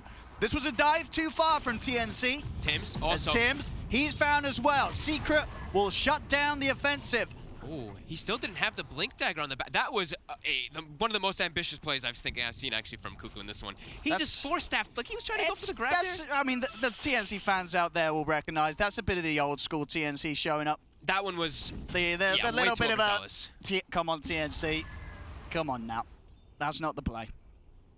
Yeah, that one was just way too far forward here. That's a little bit of a crawl back there for Secret. They're gonna take as much as they can from that. 45 seconds, no Bat Rider. They know the Bat used buyback earlier, so they're gonna take as much as they can out of it. Pushing far forward. As a full butterfly was finished for Nisha now too, so he's still packing a punch. He is. And he needs to. As I say, he's got to make up for a lot of the lackings of the team around him at the moment. Yeah. So they still do remain 11k behind. They still do hit absurdly hard, right? They still do have mid one he has 40 armor on the bench, so he's still very tanky too. And Not a he's lot of sitting HP though. Yeah, not a lot of HP, but he just has to sit next to the sniper. And sniper will be doing insane amounts of damage. Be hitting like plus over 300 or something like that. Especially once we start getting more levels coming out on the bench. Since he's level 16, we start seeing the auras get leveled up more and more. To level 20, get that extra damage. Yeah, can't really look to make too many of those more mistakes though on TNC. Sure, they still have an 11k gold lead, which they're still pretty comfortable in this game, but can't give up too much versus a team like Secret. As Cuckoo, he's going for the BKB. Still no blink. As we said, he'll probably get it afterwards. Eventually, versus that Venge, it's still going to be hard. BKB will at least protect him now a lot versus all the stun and disables that have kind of been bringing him down. He's still very low armor, only 12 armor on the bat, but this is going to allow him to like commit a lot more forward and do the damage inside of the lineup. TNC. Got a full AC now finished on Lifestealer too, so yeah, so much minus armor coming out from them too. Yeah, that landing stage is just a distant memory, really. Really is. Gabby is perfectly farmed for 29 minutes in. Secret now being held in their base. That ward was its full duration. They're gonna look back and I can't believe we didn't deward that ward did sort of bait. It did bait. It did. It baited a bad play. It did. So maybe see it's the 500 IQ players like, well, we'll leave this here because TNC's probably gonna throw. And that was a little bit of the case there with that last jump from TNC, but you learn from your mistakes, and it's likely that TNC won't be as over-aggressive with their jumps anymore in this game. It's still impressive to see a base ward last for a full 6 minutes. As they're going to turn themselves into pushing down the bottom side, a little bit of a safer one, secure themselves some bounties as well. Looks like Secret, they might want to set themselves up here for the top one. Yep, they're just going to grab it himself. So as we said, YapzOr, he went for the medallion build after that Aether Lens. He's going back for the, like we said, Solo Crest, as we've been seeing him do, and a lot of these support positions by Solo Crest to just boost your carry. It doesn't matter what hero you're on, just buying the good items. Yeah.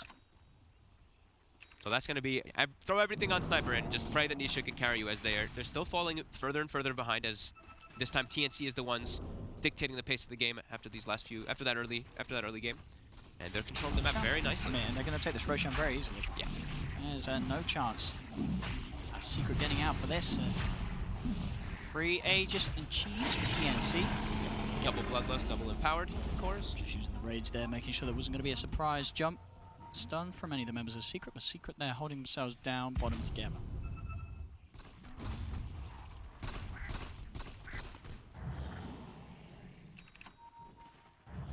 Oh, they're pinging out the Lina, but it's an illusion. It's an SD illusion. Oh, don't fall for it. They know it's an illusion now.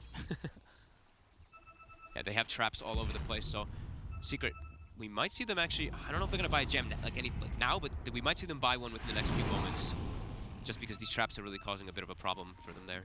This puppy having to spend a lot of gold on sentries.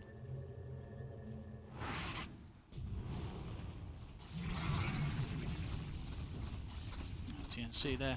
Their better interest is just take this tier 2 down bottom, at least have all 3 lanes pressured in really before trying a base jump again. Yeah. To go for the smoke movement down here out of Roche, just in case they caught any of Secret outside the map, but Secret there, they're just holding themselves right by the Ancient. Like you said last game, right? They're just trying to, you look at their lineup and they have great ways to scale. They have the Bloodlust, they have the Empower for both cores, and you look at Secrets, they only have technically, I guess, the single core. Even though he's gonna be really buffed up and all that, they're probably looking, they're like, we can play this carefully. Push the towers, take the shrines, farm up the map, get ourselves all their next big items before we really just force the issue too hard. Well, the tier 2's taken, every lane now exposed, and pushing in against Secret. They're getting close to what probably their next timing is the double MKB timing on TNC, where then they can commit forward and not have to worry about Nisha's butterfly, because both of them do have it queued up, and they will just continue that map control as Secret's just trapped inside their base. Holding on to this ever-growing lead, 18,000. Nisha has the Satanic complete. Took the knockback talent too. It kind of makes sense versus Lifestealer and TA, right? Especially because he's just like, it's all about him. Just that extra little bit of pressure to try and peel the Lifestealer off targets, push him back. Yeah. So there's the one. And having that Satanic, of course, just good for a number of reasons. One of them mainly, AU has been the one to look for him with the RP. At least now with that status resistance, there's that chance that the stun will wear off and he can turn, hold his ground, and heal back up. I think the one scary thing is that they know that Armel has neither of the saves. He has a BKB, but he has no Aegis, no cheese on this TA. It's the Lifestealer with both of them.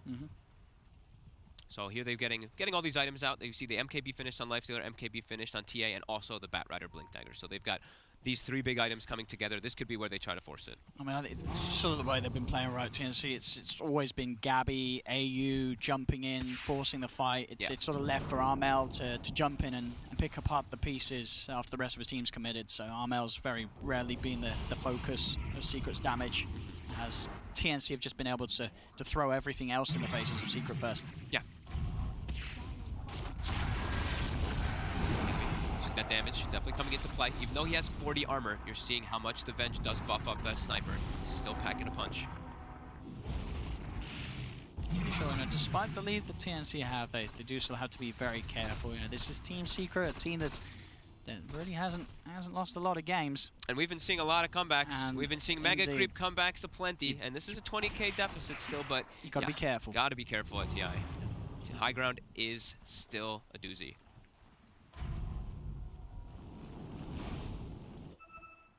TNC want to try and go for it, and Cuckoo just making sure that top half of the map is shoved in as well.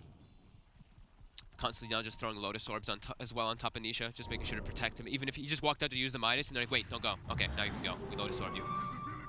Just making sure of anything here as that Aegis. They have about 50 seconds left on it for TNC, but they're still just sitting outside, camping on top of that high ground. And bounty runes respawn, so keeping that gold continue to grow.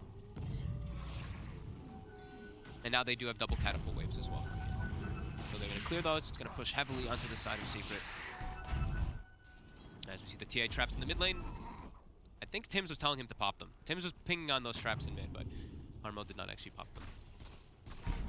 Just Secret using the SD illusions to try and get the vision, or at least some sort of information, as obviously unable themselves to get out on the map and drop wards themselves. The map's completely blind. Yep, they're trapped. They're blind. Now going to start to move out top. Yapsor. Okay. Away with the smoke. They know that Cuckoo's sort of been playing this top half of the map. They see some fire. They're gonna put down some vision. Yeah, get some vision out. They saw him for a second there. They saw the Zai. attack. Does he get the BKB off in time?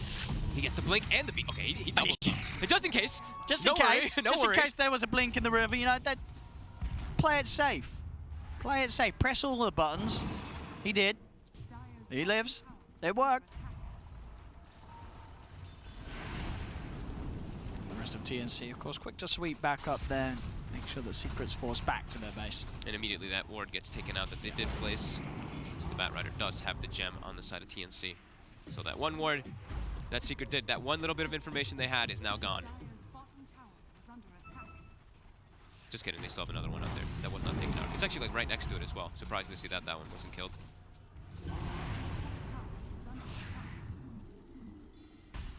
Just a lot of patience from TNC. They're just sticking all near each other. Just don't let anybody stay alone, because that's where someone gets picked off from like a venge swap or just a quick catch. So everyone just stick together. Still just be careful. I mean, at this point, it probably is just going to be a wait till the next Roche for TNC. Yeah, there's no reason at all to push before the Roche is up again. You're out farming them in every aspect, right? You're farming 3 lanes, you're farming both jungles, Go for the next Roche. and you're getting the bounties. It's going to be what the Ags will refresh us, so. Yep. Look at this, the circle's drawn. Look at Cuckoo. He's like, that's probably a farm the whole map circle. That's what I would have to imagine it's got to be. I mean, what are they hoping for, do you think? Getting an Ags, giving it to Cuckoo? Just everybody get next set of items. Why not? You have such a big lead, keep growing it. Whoa. You've got Secret trapped in the base. Sorry, something just weird happened on the screen. I don't know if the viewers at home saw it. I did.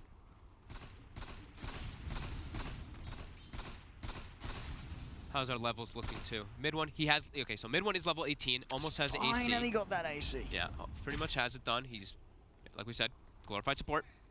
But yeah, level 18, so 1,000 range now for the swap as well. So we make sure to protect. And the next one, of course, that goal, as we see when those talents are brought up, that level 20, of course, that 15% extra damage for the sniper. But he does get it. Still, gonna take some time though. It's a slow, methodical game. And how are we looking at these golds? Okay, so we have a 27k gold lead. How's our experience? 20k experience lead. Let's see what the Dota Plus. We haven't glanced at the Dota Plus this time around. And ooh, Dota Plus knows. I mean, they know. It. This game should be TNC's. They continue to play it out like this. Wait for the Roche. Grab all the items from it. There's very small chance the Secret can spin it around. They does sort of have to rely on TNC making mistakes, which for the most part TNC have, and there was sort of the one bit of a blunder where they jumped in mid. There is still just a but crazy. Now they're just so far ahead. They're even further. When they made that mistake, they were like 12k ahead. Now they're 28k gold ahead. There still is a ridiculous amount of damage that you cannot overlook on the side of Secret. That is the one thing they have to be careful of. They've just got to try and get someone on the sniper. Yeah. Get someone on Nisha. I mean, what Nisha's saving up the money. I mean, he's close to 25. You get that attack range talent, you can sit back with a divine rapier. Yep. And they all. But the you know what I mean? There's got to be that temptation. I mean, obviously he hasn't bought anything yet because he can't get to the Secret shop, so he cannot even buy any of the parts of the Skadi. Which, I mean, that in itself is going to be a bit of a challenge. I don't know how they're going to be able to get to the Secret shop. It has to be off of a fight. Or you have to just run the courier top of the map and go to the enemy Secret shop. That's probably why you. That's the only way you do it. That's probably why we see TNC just camped around this area. They're probably like, they can't pick anything up. We got this whole area controlled. TNC don't have any vision on that route. You know what I mean? If they do send the courier top and down. So you got the swap. Quick BKB. Cuckoo will be okay. Yeah, he did. As you say, did actually get swapped in. Was able to BKB blink before damage comes through. Now you have to keep track. You're like, okay, that's one swap. They only have one swap charge right now for the next about, what, 70 seconds or so. Secret still looking to push forward. They wanted to try to get some type of, like, get a bounty rune or something for themselves, but no, they're not able to. Roche is up, so they'll head over. It's not going to be the Ags. It's going to be a refresher shard. I feel they have a Magnus. Like that's pretty cool too, and a Batrider. I feel like you probably would have rather it been an Aghanims for the bat double lasso at this stage rather than. I gotta like the refresher shard a bit more. You like the double RP more? Okay. Sure, you use it so in the Ags. But it requires you to get in and get that RP, which is still very hard against Secret's lineup. But now they've got Aegis, they've got Cheese. We'll see. Maybe indeed, you can make the big game-ending play. Ooh, they're smoked forward. They find mid one. They've got the grab. Mid one's caught out. What's the rest of Secret's reaction going to be? They're still caught outside the base. Armor's able to jump in on Puppy. They take the two of them. Buyback from Puppy comes in. He gets the courier out. Yeah, he's actually able to get the courier out during all of that. He buys the Hive Skadi. And it's going to be the Skadi, not going for... Jump forward, the RP! Oh! They're fresh. AU, he's got them once. He's trying to refresh, but indeed he's stunned. They've got the kill though. That's a dieback on Puppey. See if they can jump in for more. Firefly to knock back Zai. Cuckoo has to be careful how deep he goes, as they'll get out of there. So that's the first RP down. Did use the shard, not get the chance to get it off. Would have maybe got both the kills rather than just the one if it was successful with the second RP. But quick play from Yapso with that light strike to stop the second one coming in. He hesitated for sure. He RP'd, kind of stood around for a second. He didn't want to just like refresh RP instantly. Sure, I think he wanted to try pulled, and, as you say, maybe getting a bit too greedy, trying to get the maximum duration. Gabby's trying to step forward, but again, Nisha. Scotty slow. Coming into play here. He's actually forced to infest. Armel thinking away. They've got Tims though. Tims is isolated on the side. Tims will fall. Armel's still looking at trying to get in. He's going to look towards Mid1. Mid1 goes with the magic missile. They managed to take the agents out of their hands. Mid1, he's still alive. Lasso drags it back. Mid1 falls. Zai turns towards Armel. See if they can get these kills here. Nisha's just trying to hold his ground, but Gabby with the rage heads for Yapso. Yapso's dead. But Gabby. Nisha, Zai, they're turning the stomp. Gabby's in trouble. Gabby's shot down. It's Nisha with the triple kill, and he may not be done yet. The multicast come out, but it was Lotus. So Nisha's ready to turn. He looks to Cuckoo. That's going to be an ultra kill. He's not done yet. Stepping forward. He's just shooting the ball. Nisha, he's got a goddamn gun, and Zai takes the rampage. Zai, come on, Zai. Come on, that's just not cool, man. But dude, they get them all. Look how much gold he just got. He just finished shy as Scotty. He has 7,500 gold. Oh my god. Oh no, oh no. TNC. Oh man. Oh no. They still have this big lead, but Nisha, look at the damage he is able to do. In 56 seconds. They couldn't actually stick on him. He just sat in the back, able to peep the whole time. He just stood his ground. And the thing is also, sure, Mid1 dies, he buyback dies, but his illusion was still alive, so it's still providing the aura. That extra damage that is still provided from himself is still going on to Nisha during the entire fight. And now they're pushing back. There's 2 heroes dead without buyback on TNC. Well, Cuckoo spent his gold on the Octarine, and yeah, so he does not. Inching forward, Nisha will get a little bit of damage, but he's being careful still, just in case. Doesn't know that those buybacks aren't available. Losing a fight with Aegis and a 28k gold lead. That's not great. It's a Gabby, they are to run down sort of the back line as the supports, but Nisha, he just sits there. I think his hands are off the keyboard. No, he clicks Titanic here, and Shrapnel, so that's not true. No, he's able to just literally just peep everybody with all the space he was given, and that Venge illusion still just buffing him up. That's a bit of a question mark for Zai right there, I'll be honest. What even got the kill? It didn't even look like he attacked, though. It looked like he was still like mid-animation of the attack. He's a very silent lad, but you can know in that moment, he doesn't care about the kill. Zai! Why would you steal that? I mean, this is pretty significant, though. Now Zai also has a full heart. So this front line is super tanky on the side of Secret now, too. Yeah. He's also now level 25. Hoof stomp duration, the usual one to be picked up, as we see it is there. Long duration stunts coming in, 4.25 seconds. My god. Nisha with the full Mjolnir now. Oh my goodness. Mid1 about to be level 20. He's queued up the Aghanims as well as expected on the Venge, so he's just all about being able to buff up his buddy. The Nisha sniper. Yeah. And then again, this is sort of a similar feel to like when Nisha's gone mid in the past before in his Deucer. You know what I mean? It's these sort of heroes that he just carries the game as. What do we got? He took the magic missile cooldown instead on Mid1. Instead of going for the Vengeance. Sorry. It works really well with your Aghanims if you're able to get it too, because you're just able to shoot 3-second cooldown missiles. It's probably overall the better talent, because it's just insane how strong it synergizes when you get your level 25 as well and your Aghanims. Let's bottom the bounties. Secret, they're looking to actually push themselves out forward here and take something here. Zai's going to jump in. And you go in, light strike. He's down to them. Gabby does get the range up. Focus towards Zai, but they've lost AU. AU buys back immediately. He's starting to shoot on a Gabby. Gabby's able to jump inside Armel. Gets slid to the side with the 4-stuff.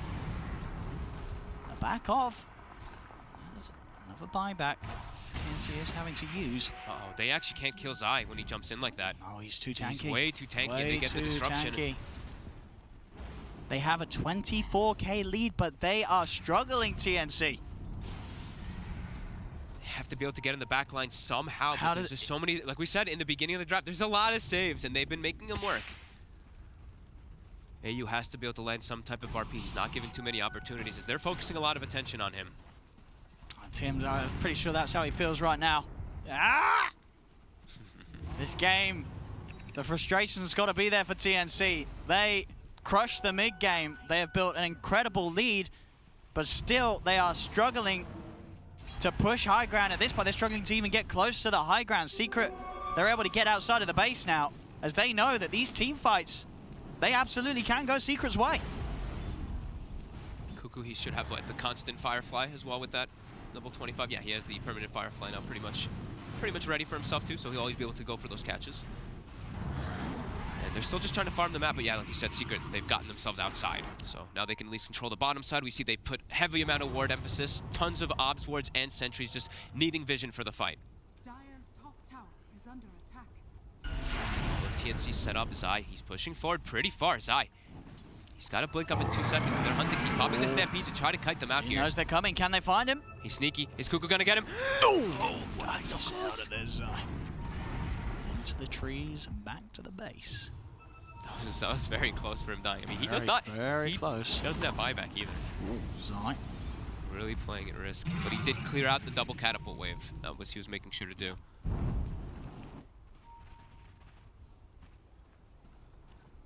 Just they've got to find some way on getting on top of Sniper and killing him, but there's sort of all the saves that we talked about Secret having that they didn't really get to do too much with in the mid game.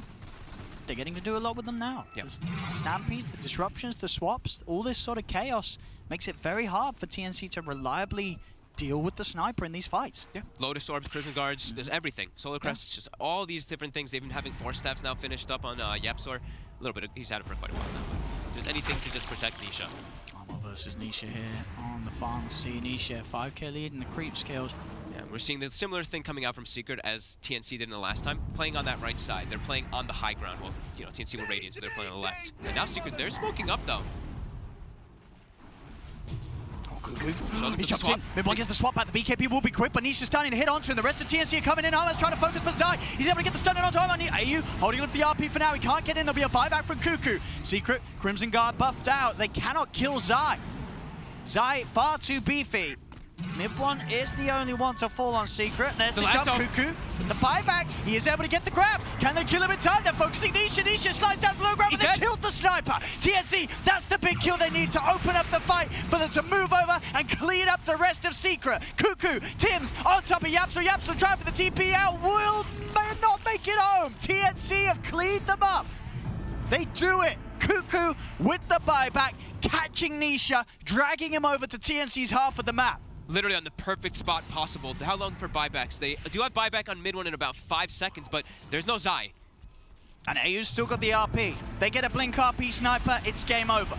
And he almost was able to get in that last fight. He actually got hit by a Maelstrom proc, and then he had to stop cancel his RP. So they're able to now finally claim themselves as second Rax after a very long time of being held off.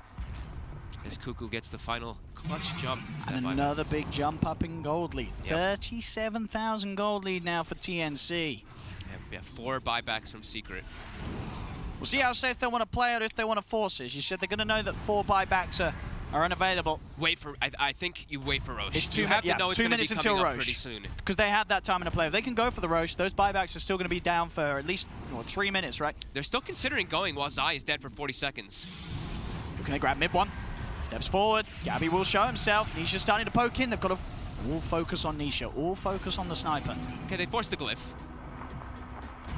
Still sitting here in the area. Press the issue forward. Zai's coming back in about 20. Roche, 1 minute 30. They have a trap in it, so the one nice thing I guess they do, they'll always know when it does spawn instantly, so. That's how we're gone. Zai back in the game. Bounty runes are up. Yeah, they'll back off. So they were just trying to get as much as possible out of when Zai was dead. Get the game back to the point where you're keeping Secret held in the base, and as we say, get that Roshan. It is going to have the Aghanims. It is going to have the Refresher Shard. I think again, you're right. You get that Refresher Shard over to AU. You get that Aghanims over to Cuckoo. I think so too, yeah. What about a Lifestealer? He can eat people. He can eat his demons. That sounds terrible. Yeah, it is terrible. Yeah.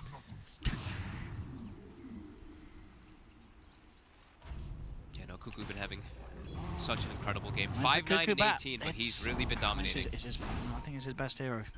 Everyone knows the Cuckoo bat. Yep. It's a thing of legends, and it's a thing that they did keep sort of hidden in the draft, right? They saved it to the last pick when they had picked the Ogre first. Yep. So sneaking it past the draft, getting it in. And Look what item it is. He sold the treads. It's the rapier. Yeah! Let's go. Nisha! He's got it. He's got the deeps. If they can keep him safe, he's gonna hurt. He's really gonna. I mean, he was still pretty hitting pretty hard before. Now he's gonna be killing targets much faster. The Lifestealer is gonna get brought down at a much faster pace because he's 31 armor, but yeah, you see Lifestealer also. I was gonna say I think Gabby's gonna queue this up soon as a blink dagger himself. Just any way to get on top of Sniper. Everybody having Rosh a blink. is up. TNC, they're gonna go for the Roshan. Getting the traps set up around the area, also putting a high ground ward. There's no way Secret come out to Rosh, right? No. TNC is just gonna get this. Yep. Too risky for them to make their way out there. They still have, how many cheeses do they still have from before? They still have, They still have the cheese one, on bat. right? Yeah. Here we go. Who's going to be taking it all? Wait, who took the axe? Did Did they give it to Tims? they give it to Tims? They gave it to Tims. They gave it to Tims? Okay, because he is blink. Dude, He's blinking that's disrespecting Kuku, I think. You want to Yeah. give the double lasso. I thought so as well. Eh. But yeah. Ah, Tims okay. is feeling himself Yeah, too. Tim says that's mine. I mean, he's got his 25 talent. I mean, it doesn't work, of course, on the unrefined Fire Blast, but he does Hey, do a lot Puppy. of damage. He's been found outside of the base. Puppy. I think you let this man die. No buyback. 100 seconds. Tims trying to look to lead him for more. Does get the multicast off onto mid one. Hex step as well. Mid one's in trouble. He's outside the base side. Jumps in. He gets the hood step on the 3 backliners. Mistplay dropped down as well. They managed Almost to shoot dead. down the TA. Nisha doing the damage with the rapier. Double kill for Nisha and TNC. They've got a retreat. Cuckoo forces up to the high ground. Zion Yapso trying to chase. He's coming back forward. He stepped in. They've got the nullifier onto Zion. Tims. He's in. He's in. Multicast on Nisha. Nisha forced up to the high ground. Yapso trying to do his best to save him. The life strike will hold back the ogre. Buyback comes out from side. Nisha turns. He shoots. Nullifier. Gabby's on top of it with a nullifier. Cuckoo as well. Nisha is dying. Nisha is dead without buyback. Hex as well onto Zai. They'll move in for the cleanup as TNC will finally close up the game.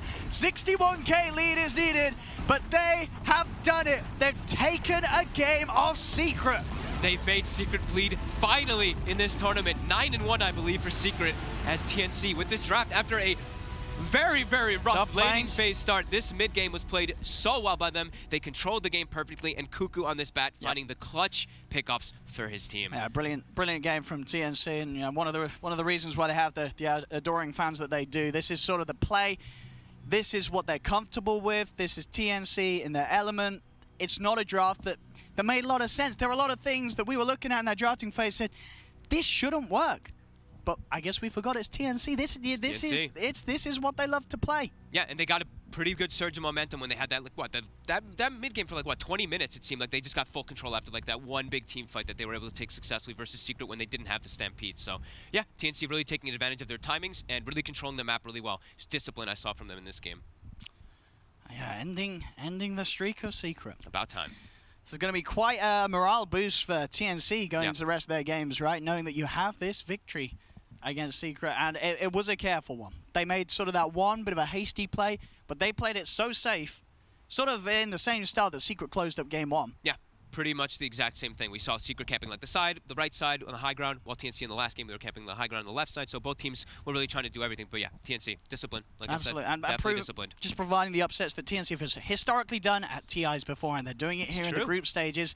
See if they can do it again down the line, and see if at the main event they're going to be able to do some more of these crazy plays to propel them forward. TNC finally proving that Secret are indeed mortal, taking one game off, finally turning Secret's score right now to 9-1 in this group stage. But you are watching the multicast, and I want to go a little bit more in-depth this time because we got a lot of interesting games coming up in this second string of series. As we see on Stream C, it's Fnatic versus Na'Vi. Definitely some group stage implications for this match as Magical, you are dead. On Stream D, it's Infamous versus Evil Geniuses. That's the one we'll be going to, but I want to clarify something. If you only want to watch Infamous versus Evil Geniuses, I suggest going to that stream dedicated. That's going to be Stream D, because I'm going to be talking a lot. Because this, like I said, next series of events, next series of matches, really intense, a lot of implications, and I want to keep everyone updated here on the multicast on what's happening. So, on Stream A, it's going to be Virtus Pro versus OG. Might have to tune in every once in a while, see what they're up to. If Anna pulls out some other Core IO shenanigans, I got to get a peek of that. Stream B, it's going to be NIP versus RNG.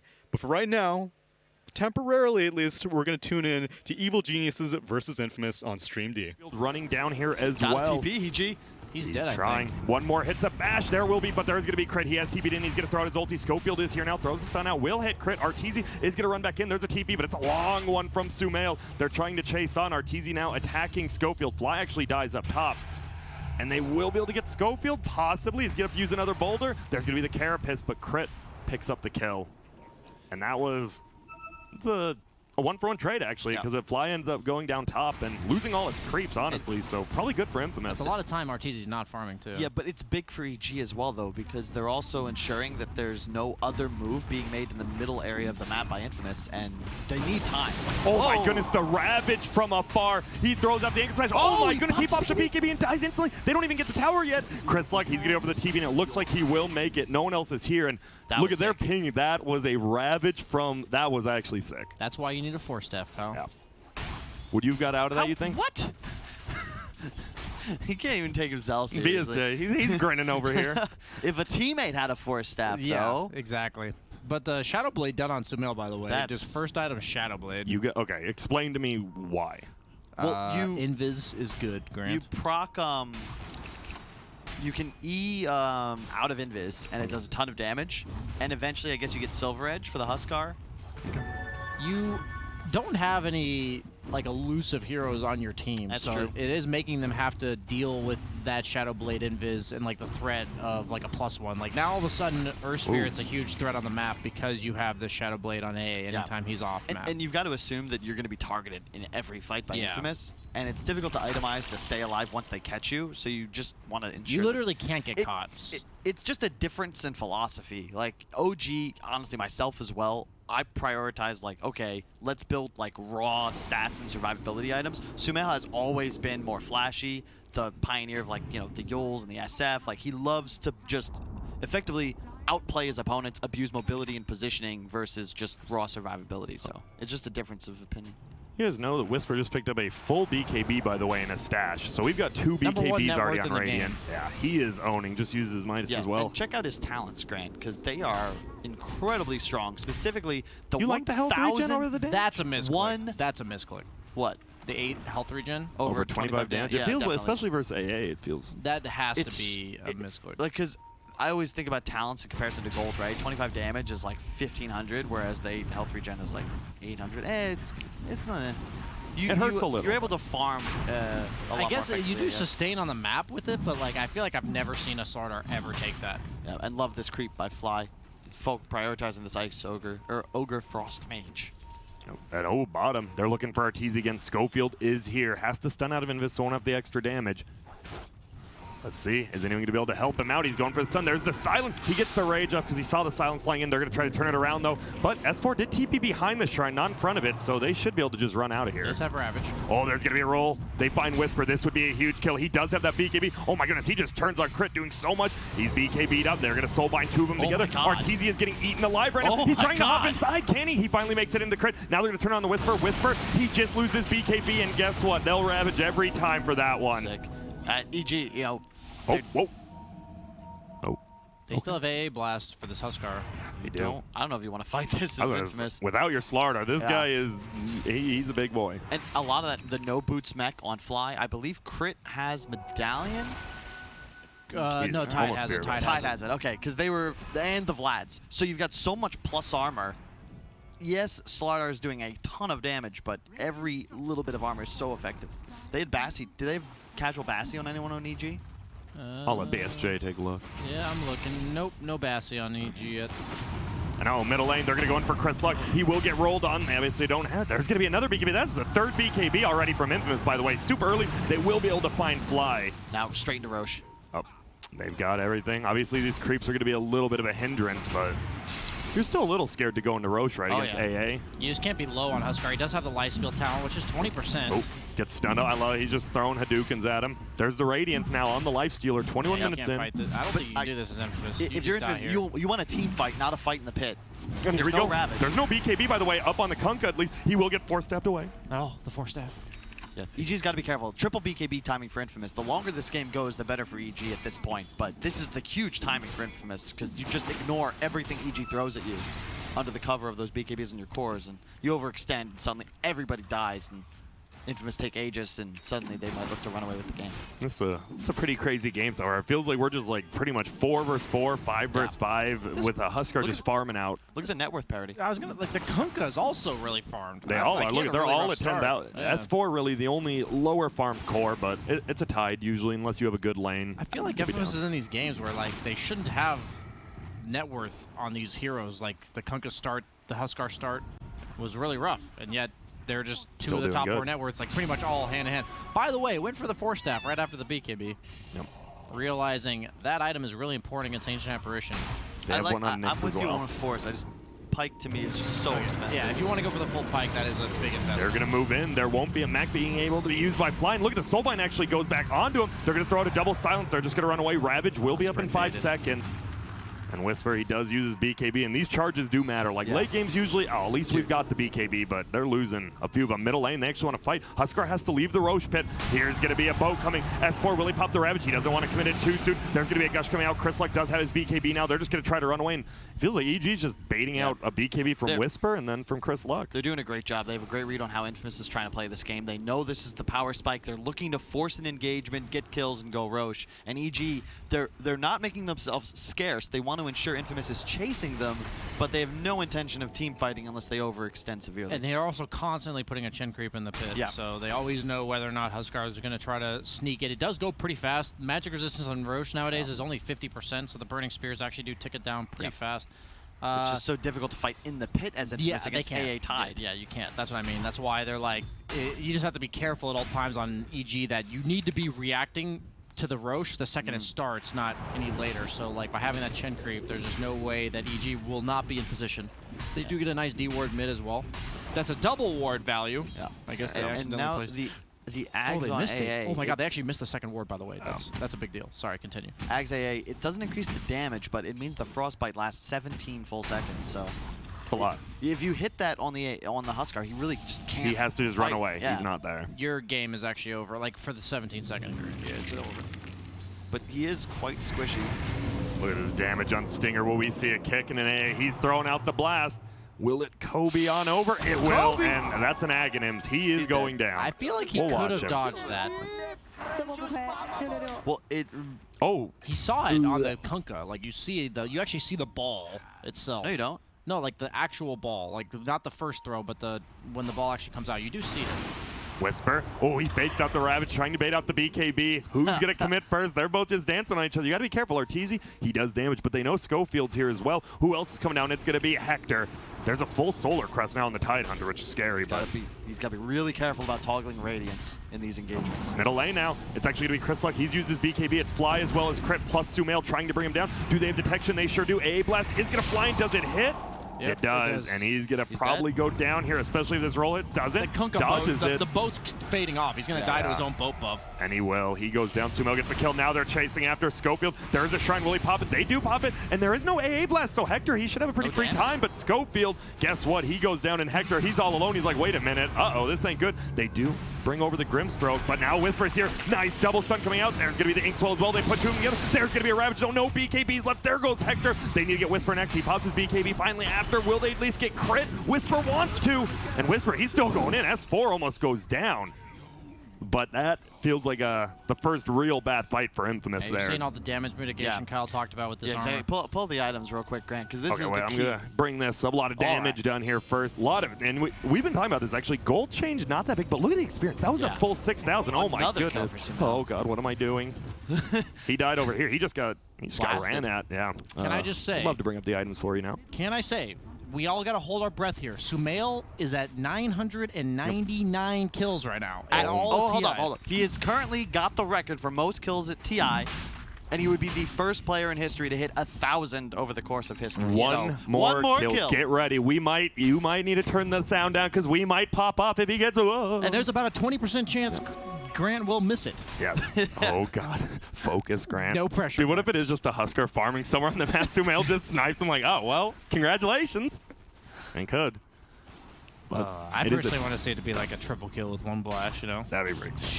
Blast through it, you know? All right. He does take the evasion. We've been seeing a few other life stealers going for the open wounds talent now, but Evasion. Huskar always does not good. want to buy MKB, Slardar does not want to buy MKB, and Kongo does not want to buy MKB, so all three heroes are annoyed by this evasion. You can feel that because Infamous wasn't able to get the fight they wanted. Like, look at the net worth all of a sudden. EG starting to pull ahead, and this is the danger of going second item BKB on 3 cores.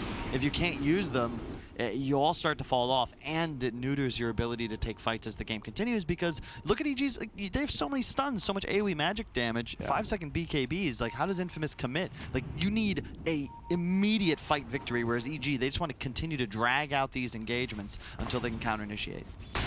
And when are we just, who needs to make a move right now? I mean, neither team really needs to, but I mean, it feels like Radiant might want to get Roche occasionally. You just got to get a pickup into Roche, but look at this. I guess you can't. You're versus a Ravage and 15 seconds plus that AA blast, and they scan it out. They know it's happening. Can they stop it is the question. They're going to try. Huskar as a hero, like, can't really function without this Aegis at some point. They're going to run in. He's going to throw out the open wounds. They're going to look for Chris Luck. He will bring himself back. Hold on. And neither team, they know. This fight's big. You lose this fight, you lose Roche, and you lose everything. They're going to roll on forward. But Hector, he has his own 4-staff, makes it out of there. But he's so low damage right now on this Huskar. Just like no phase, just the brown boots, and no real damage. Oh, he hops in. He's going to jump in. Will they find Hector? They're going to try to. BKB won't happen yet. Here comes the A-Blast flying in. It's not going to hit anyone. It does actually end up hitting Whisper. They're going to jump forward. Arteezy could be in a little bit of trouble. He's already used his ulti. There's going to be a Soulbind on the backside. They're just trying to throw out as much damage as they can. Arteezy wants to run away. Bo will hit onto multiple of them. Fly is taking a ton of damage. Arteezy might be the first one down. Not quite yet. Fly actually goes down. Now they jump forward. Nice Ravage coming out. Will it be enough? The Arteezy's still alive. Sumail does get that 1,000th kill, but he gets a double as well. They roll on forward, and EG, they almost team wipe him. 2 buybacks from the Nyx and the Grimstroke. And Sumail hits 1,000 kills in the history of TI. First player to do so. Congratulations to the young superstar. Not so young anymore, I suppose. Dude, what a fight, though. It looked like Arteezy actually got interrupted. He couldn't get out his rage. He gets stunned in the middle of it, but then all these BKBs, and I want to give a shout out S4. He's been so patient this game, as you guys talked about. Like, this Ravage means so much. They're going to try to go, and they need to be careful. S4. EG, they don't need Roche. They just need to make sure that they don't allow Infamous to get Roche. Because to your point, BSJ, if you want to win this game, you need Huskar to have an Aegis. And we see the fight right here again. And you actually see Tide was silenced by the Grimstroke's Phantom like until the very last moment. And you're talking about the problem with damage on the Huskar. And you see it here. He's amped and he's still hitting for barely any. But yeah, he's been silenced this whole time, gets stunned by the boat, and the silence doesn't get purged by Kraken Shell. So you're just sitting there, gets the Ravage off, right, like you said, very last moment. And that, like the Solar Crest Vlads, makes the difference there. Arteezy living on a sliver of health for the entire duration of that fight. Dude, I didn't realize if you ulti on Huskar and you do get Ravage, like, it just didn't hit. You just get stunned in midair. It doesn't even do the damage. Yeah, the one thing I will say is, what was I thinking? Well, I was going to mention, you have to be careful as Arteezy when you infest to initiate. Yeah, that's what I was thinking. Yeah, because you could see there, he had preemptively Carapaced, and there's no way as Lifestealer to like hop out, because the Radiance tick happens immediately, right? It's the infest tick that gets you. Oh yeah, exactly. The infest damage actually procs on Carapace, so you take a ton of self damage, and then all of a sudden you're obviously stunned in the middle of the map. Yeah, it's really annoying to play against Nyx. Even if you are infested in somebody, like even if you're playing right-click Lifestealer, because you have to be very careful, like you said. Like if you mess that up, and right there he kind of did mess it up, but his team was with him, behind him, like ready to back him up, so. You kind of want to turn Radiance off when you infest, but it's counterintuitive, right? Yes. Why you buy it? It's really annoying, right? Like, it's just not fun. But at the same time, you do scale way harder on Radiance Lifestealer than you do on the right-click. So that means that's like, with this item build that he's going, he is really their only late gamer. Like, Sumail's kind of like an anti-carry in this game. Like, he makes it really hard for the rest. Scales so hard. Look at his talents. But I'm saying he doesn't carry the game. He, like, makes the other team not carry the game. I want that level 20, the level 25. Yeah. Both of them are insane, but the AoE cold feet is like absolutely absurd. Especially against all these melee. Is it viable to go the Ice Blast kill threshold against a hero like Huskar? Yes. Is that a thing? But I don't know, man. The cold feet. The cold feet's pretty insane. And 7-second cooldown. Look at the W now gives plus 38% magic damage as well because of the talent. Yeah, that's a lot. That's a lot. That is indeed a lot. Yeah, and when you have an Earth Spirit, you have Spirit Vessel, you've got Life Stealer, like tons of AoE magic damage. So it is a 5K lead for EG. Chris Luck, we see him. He's going for that Daedalus. Huskar on the other side of things going for that Assault Kyros now. Doesn't even finish it out. He just puts the Ogrex away. He's like, I'm not getting you. Sorry. I will say, though, Huskar goes late game a lot better than I think people give him credit for. And especially, again, the level 25 talent, Burning Spear's pure damage. That's a ton of damage. Holy crap. I think you've got to be a little cautious on EG. You've played great so far, but I want to see them steadily start to put a little more gas into this game, because just sitting back and farming, I'm not comfortable with that if I'm an EG fan, because... Do you just want to go, whenever Ravage is up, kind of go, or... I would just like to see them get aggressive on the map, fight around objectives, and it looks like that's exactly what they're going to do now that they have the BKB on the Tidehunter. Because you are stronger, you will win a fight at this moment. Quiz question for Kyle without looking: how many nice job by How many Whisper. auras does Infamous have amongst their 5 heroes? I'm going to go with the 0. They have literally 0. If you look at all their heroes, and the difference maker, they are building AC on the Huskar, but you have AC on the Lifestealer, you have Vlad's, you have the mech in the Greave. Is it the Greave? No, it is the mech though. And you have the Spirit Vessel that's, even though it's not like an aura, it's like it makes it harder for somebody to play the game. There's so many more team items. It's a huge advantage at this point. Like just Vlad's AC is 14 armor shift in a fight. Like that's insane. Not counting Solar Crest or the life mech, heal. the Chen heal, exactly. There's just so much innate sustain on this EG lineup thanks to these builds. I'm not a huge fan of the Slardar build, by the way. He went for the Echo Saber, which is like, you just have 3 carries now, which I don't like. And here we go. There's going to be a big fight going on. Stinger's actually going to 4-step downhill. Crit. We'll see him. Roshan hasn't gone down quite yet. There is going to be a boat. He is going to pre-beast, though. They're going to jump forward. Arteezy does get it. Here comes the AA Blast. It's going to Whisper. He's going to go down immediately, blown up. And, I mean, you had to do something there, and they tried, but looked like about half second too late. Yeah, I've played a lot of Slardar in my life. AA is such an impossible matchup. Do they have detection? Sure do. There's the dust. Yule's into the air as well. He'll get frozen, and they're just going to right-click him on down. There's another roll. Right-click into it. Huh, Yule's doesn't purge cold feet, huh? That's interesting. It was like, aggro Yule's. Oh, it was an aggro Yule's. Oh, okay. I was confused about that for a second. And now this one is great. It's funny, the gold lead actually went down from EG because they were farming the map, but you've got an Aegis, and Arteezy, he just doesn't care. He's like, I got the Aegis, I am God mode right now. Instantly hitting the tier 3. And you just don't have damage on Infamous anymore to kill this Lifestealer. You got the evasion talent too, so 48 armor with the Solar Crest on. That's a lot. 50% evasion. Chris Luck. He's trying now, they run forward, but Stinger has a 4-step. You need a Huskar MKB, but he's just got, honestly, too many utility items. Like, when you have to go BKB and Force and Halberd, like, you don't hit that peak timing. It's near 35 minutes into the game. He's yet to finish a true damage item. They were thinking, they're like, do we finish this? I guess.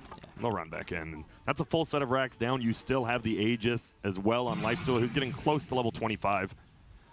What do we got? Anything big that could just like shift this game around right now? Slardar, as you talked about, has to get the MKB even though it doesn't feel great. You just need damage. Yeah, everyone needs MKB if you want to do damage on Infamous. Another huge item coming out from Earthsphere when he gets it is the Lotus Orb against Slardar specifically. Like, it's just another armor item, and it's another item that makes it even harder to kill targets in general. Like, whoever you focus, they're going to be, like, they're going to remove the amp.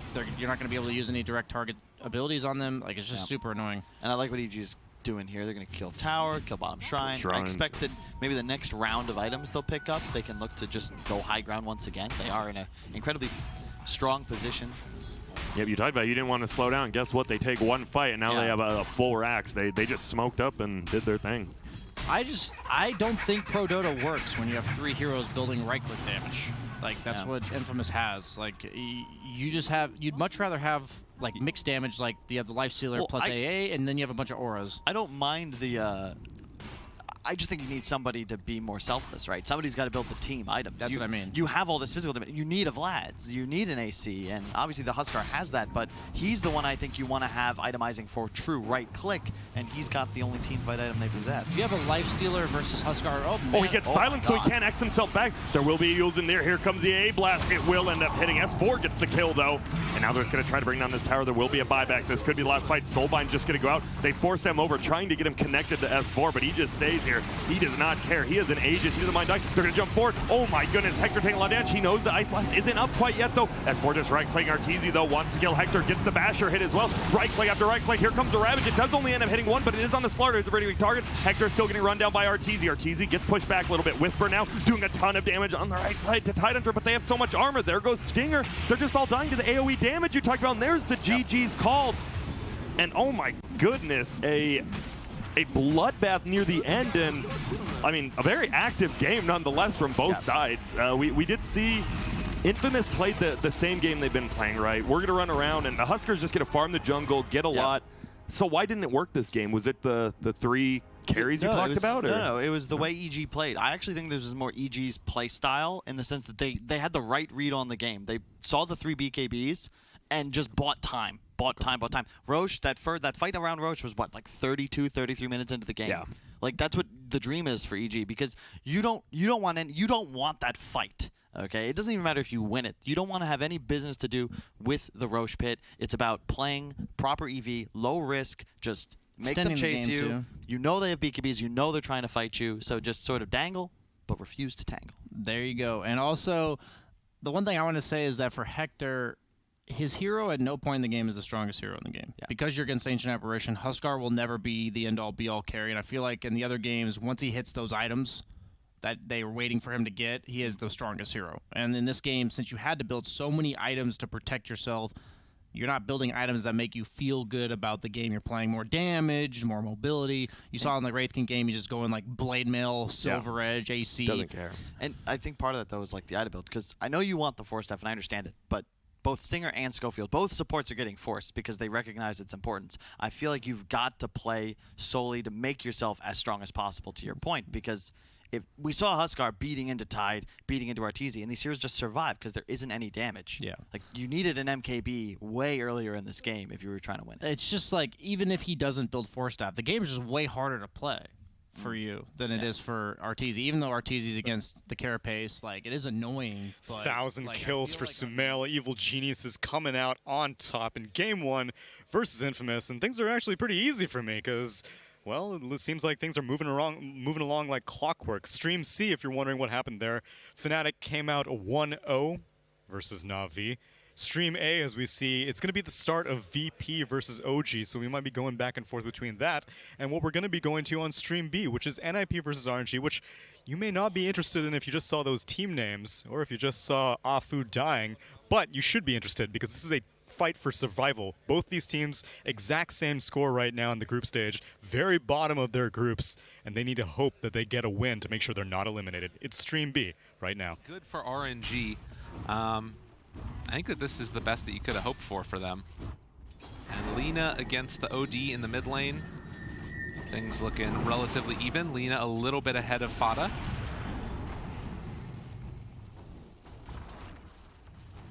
Yeah, should be Lina favored, really. Nothing that OD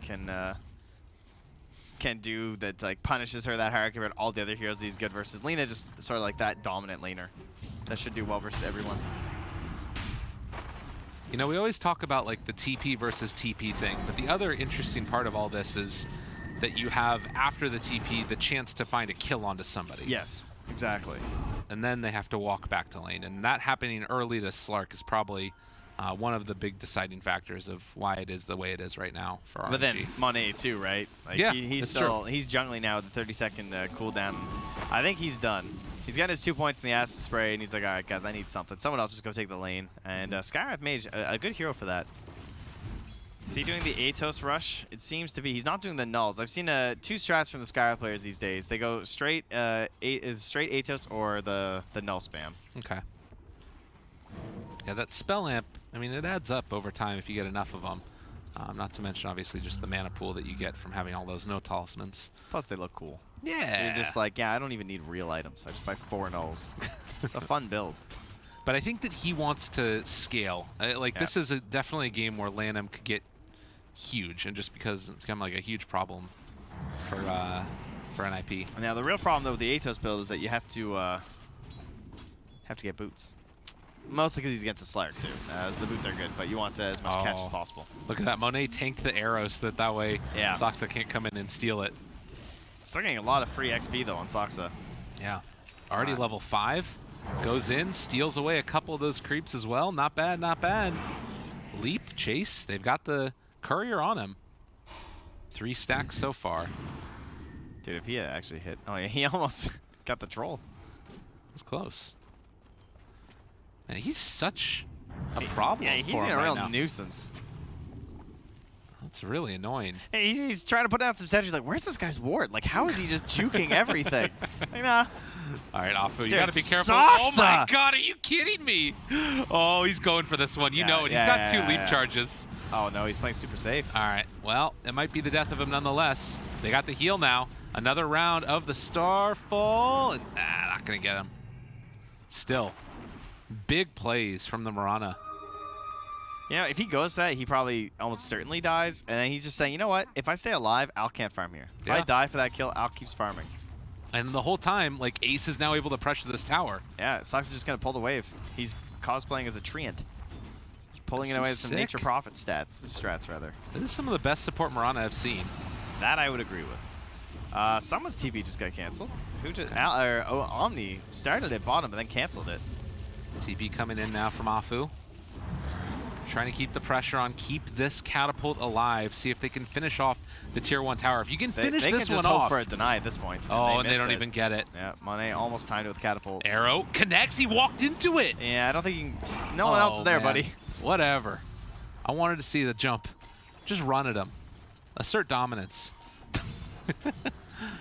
Yeah, this has been amazing play from Fada, or from Soxa rather. So I'm so used to the Fada Mirana. Fada, you're all right too. I mean, 45-11. You got Lina starting to move into the jungle a little bit though, and she's got about a 300 gold edge on the OD. So good start here from Setsu. Wants to get his Yules to try and start rotating around, pick up some clarity, start farming the jungle, and up top you're gonna have the helm on 3-3. Not an item we get to see all too often anymore, but Beastmaster's still very potent with it. Yeah. So they've got Roar into Arrow here. The Sandleys to boot. Sox is just going to freehand it because he's feeling himself. Yeah, Flyby does have... Flyby should theoretically not get roared, right? He has phase boots, and he knows the Beastmaster's trying to do it. Okay. Oh, this is the nice play, though. Heavenly Grace, status resistance built up. Good Meanwhile, placement. The battle beginning as they get ready for these bounty runes. Soxa going to leap down to the low ground, and RNG should be able to secure him. But something to watch for, this movement from the Hawk. They've got to keep their eyes on it. Down bottom. He got leashed, and then he was able to disrupt Ace and then take both bounty runes. Huge when you got the Alpha on your team. Yeah, much needed. We haven't really talked all that much about Fada yet, as that mid lane is pretty even across the board, with Lina a little bit ahead. But this is the type of game where, you know, playing against an Alc, playing against an Omni can potentially just take over once you get enough farm. And already off to a decent start. Double Natali, the power treads. They're going to pressure up here and try and take down this tier 1 tower. Having that Helm of the Dominator, taking over the creep. It's all good stuff.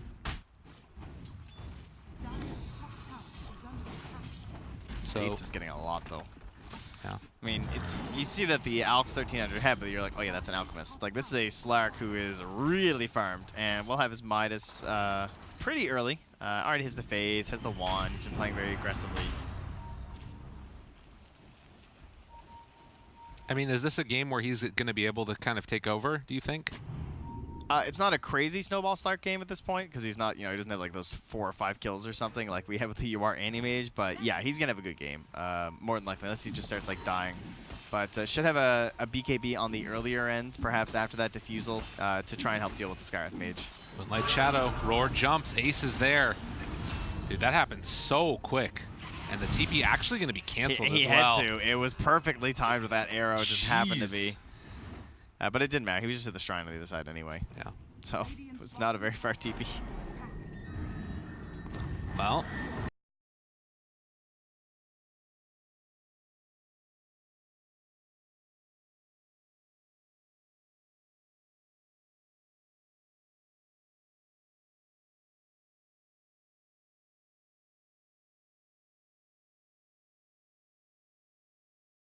NIP going to continue the pressure now. Tier 1 tower mid going to be the next objective. They've got the Hawk back behind. Seeing where everything is. Glyphing. He's still playing down bottom. He hasn't rotated here. In some trouble as well. They've got the banishment. He's coming out in a second. Arrow connects even with the status resistance there. He's able to time it correctly. They just blow up Flyby. PPD does go down to Setsu, but NIP are not stopping the push. That was a good kill on the Warlock, though, because maybe that allows them to defend this here. If they can clear it with Setsu, he's just waiting for the mana. That's the thing that's holding him back right now. He's only got one Dragon Slave. And then can't get the deny. Takes the tower. NIP. I mean, and I think the majority of this is just this Beastmaster who's had a really good start so far and is kind of able to be that constant push that goes. It's the Beast and it's the Mirana. Yeah. They got a perfect first Moonlight Shadow. Saksa forced the Alchemist in the top half of the map where there wasn't really that much there. And he couldn't be involved in any sort of engagements at the bottom after that. And now this is going to be the big difference between what happened last game for Alliance and Newbee versus what's going to happen now, because they've taken those tier 1 towers much earlier. Now, Yawar was able to recover. They still lose this game, but he's able to recover. He gets a 16-minute Radiance. With Monet not able to really play that top part of the jungle, you've got to expect that this Radiance is probably going to be a little bit later as they're going to keep putting it on here. They have the arrow. He's waiting for it here. He's got a couple good eyes here. They There's broke no the vision on smoke. him. They broke the smoke, they know. Oh, Saksa gotta be careful. Arrow dodged away just at the last second. Afu is still there as a defensive option if they need it. Peter's just holding it. He's Dude, they're saying, waiting. I don't want to drop this thing down, because I don't think they can contest either way. Lanham, he's moved into position now as well. But they just don't have any lockdown. They don't have any team fight. These heroes of RNG don't do anything. Yep. And now you're going to have the wards being placed down here from NIP. Try and secure this top jungle. Already got that good one up on the high ground. The slow, steady push and holding on to that Warlock ulti like you're talking about. I mean, I don't know. It feels like even when they're pushing down these towers and making moves around the map, you're still getting like tons of farm on this Mirana. She's almost ahead of the Omni Knight right now. And this is with an Alchemist in the game. Yeah, Lanham's going to go for a play down bottom. He gets the solo kill on Saksa. That is the power of the Skywrath Mage. He just walked out of the trees, concussive, Ancient Seal ulti. Done. And that's why you see the Atos build, not the Nulls, because the Nulls you really only need for the Arcane. PPD going to go down as well. So 2 quick kills by RNG, and suddenly they're back in it. They lose towers, but able to take a couple heroes with them. Yeah, they're still in the danger zone, though. Alchemist is still going to get a pretty good timing on the Radiance, because I think they had some stacks down there, too, while he was farming. Even though he's locked to just one camp, or rather one of the triangles on that dire side in there, it is still an Alchemist. Yeah. And the bounty runes help with that as well. Yeah, very true. They were very Guys, I warned you it might happen. You're watching the multicast. My name's Tsunami, and I've got bad news for you. Ana is still up to no good on Stream A. What does this little companion keep doing on a core role? Ana's going to be playing core IO again, but I want to let you know what else is happening elsewhere, though I will inform you we are going to be going to that stream. So if you want to see what happens with NIP and RNG, I suggest you go on down to Stream B, find out the conclusion of that. It's only game 1. Stream C, we got Fnatic versus Na'Vi. Draft just completed. Fnatic winning 1-0 over Na'Vi. They're going into game 2. And draft has yet to begin for Stream D, the EG versus Infamous game, where EG went up 1-0, but I gotta see this core IO. NIP did not have the solution previously. Will Virtus Pro prove them wrong? It's Stream A. IO is going to go for the Dominator plus the Aghanims, right? Now we're going to go toward the later stages. How does this hero work when you attack tethered allied targets with Pangolier and stuff? How does this ability work? There's no way that would. I don't think that would do What anything. about with if Tree you Volley? swashbuckle, Tree Volley Doesn't count as attacks. I don't think it counts. So as attacks, okay, so right? those I two. don't think that so would this do time anything. around, Well, we'll see. Maybe. I think it might work with Pango. Well, you think you just swashbuckle? Because Pangolier, It is ready? attacks. So Pangolier, if you have Searing Arrows in ability draft, you proc Searing Arrows on and Impetus on every single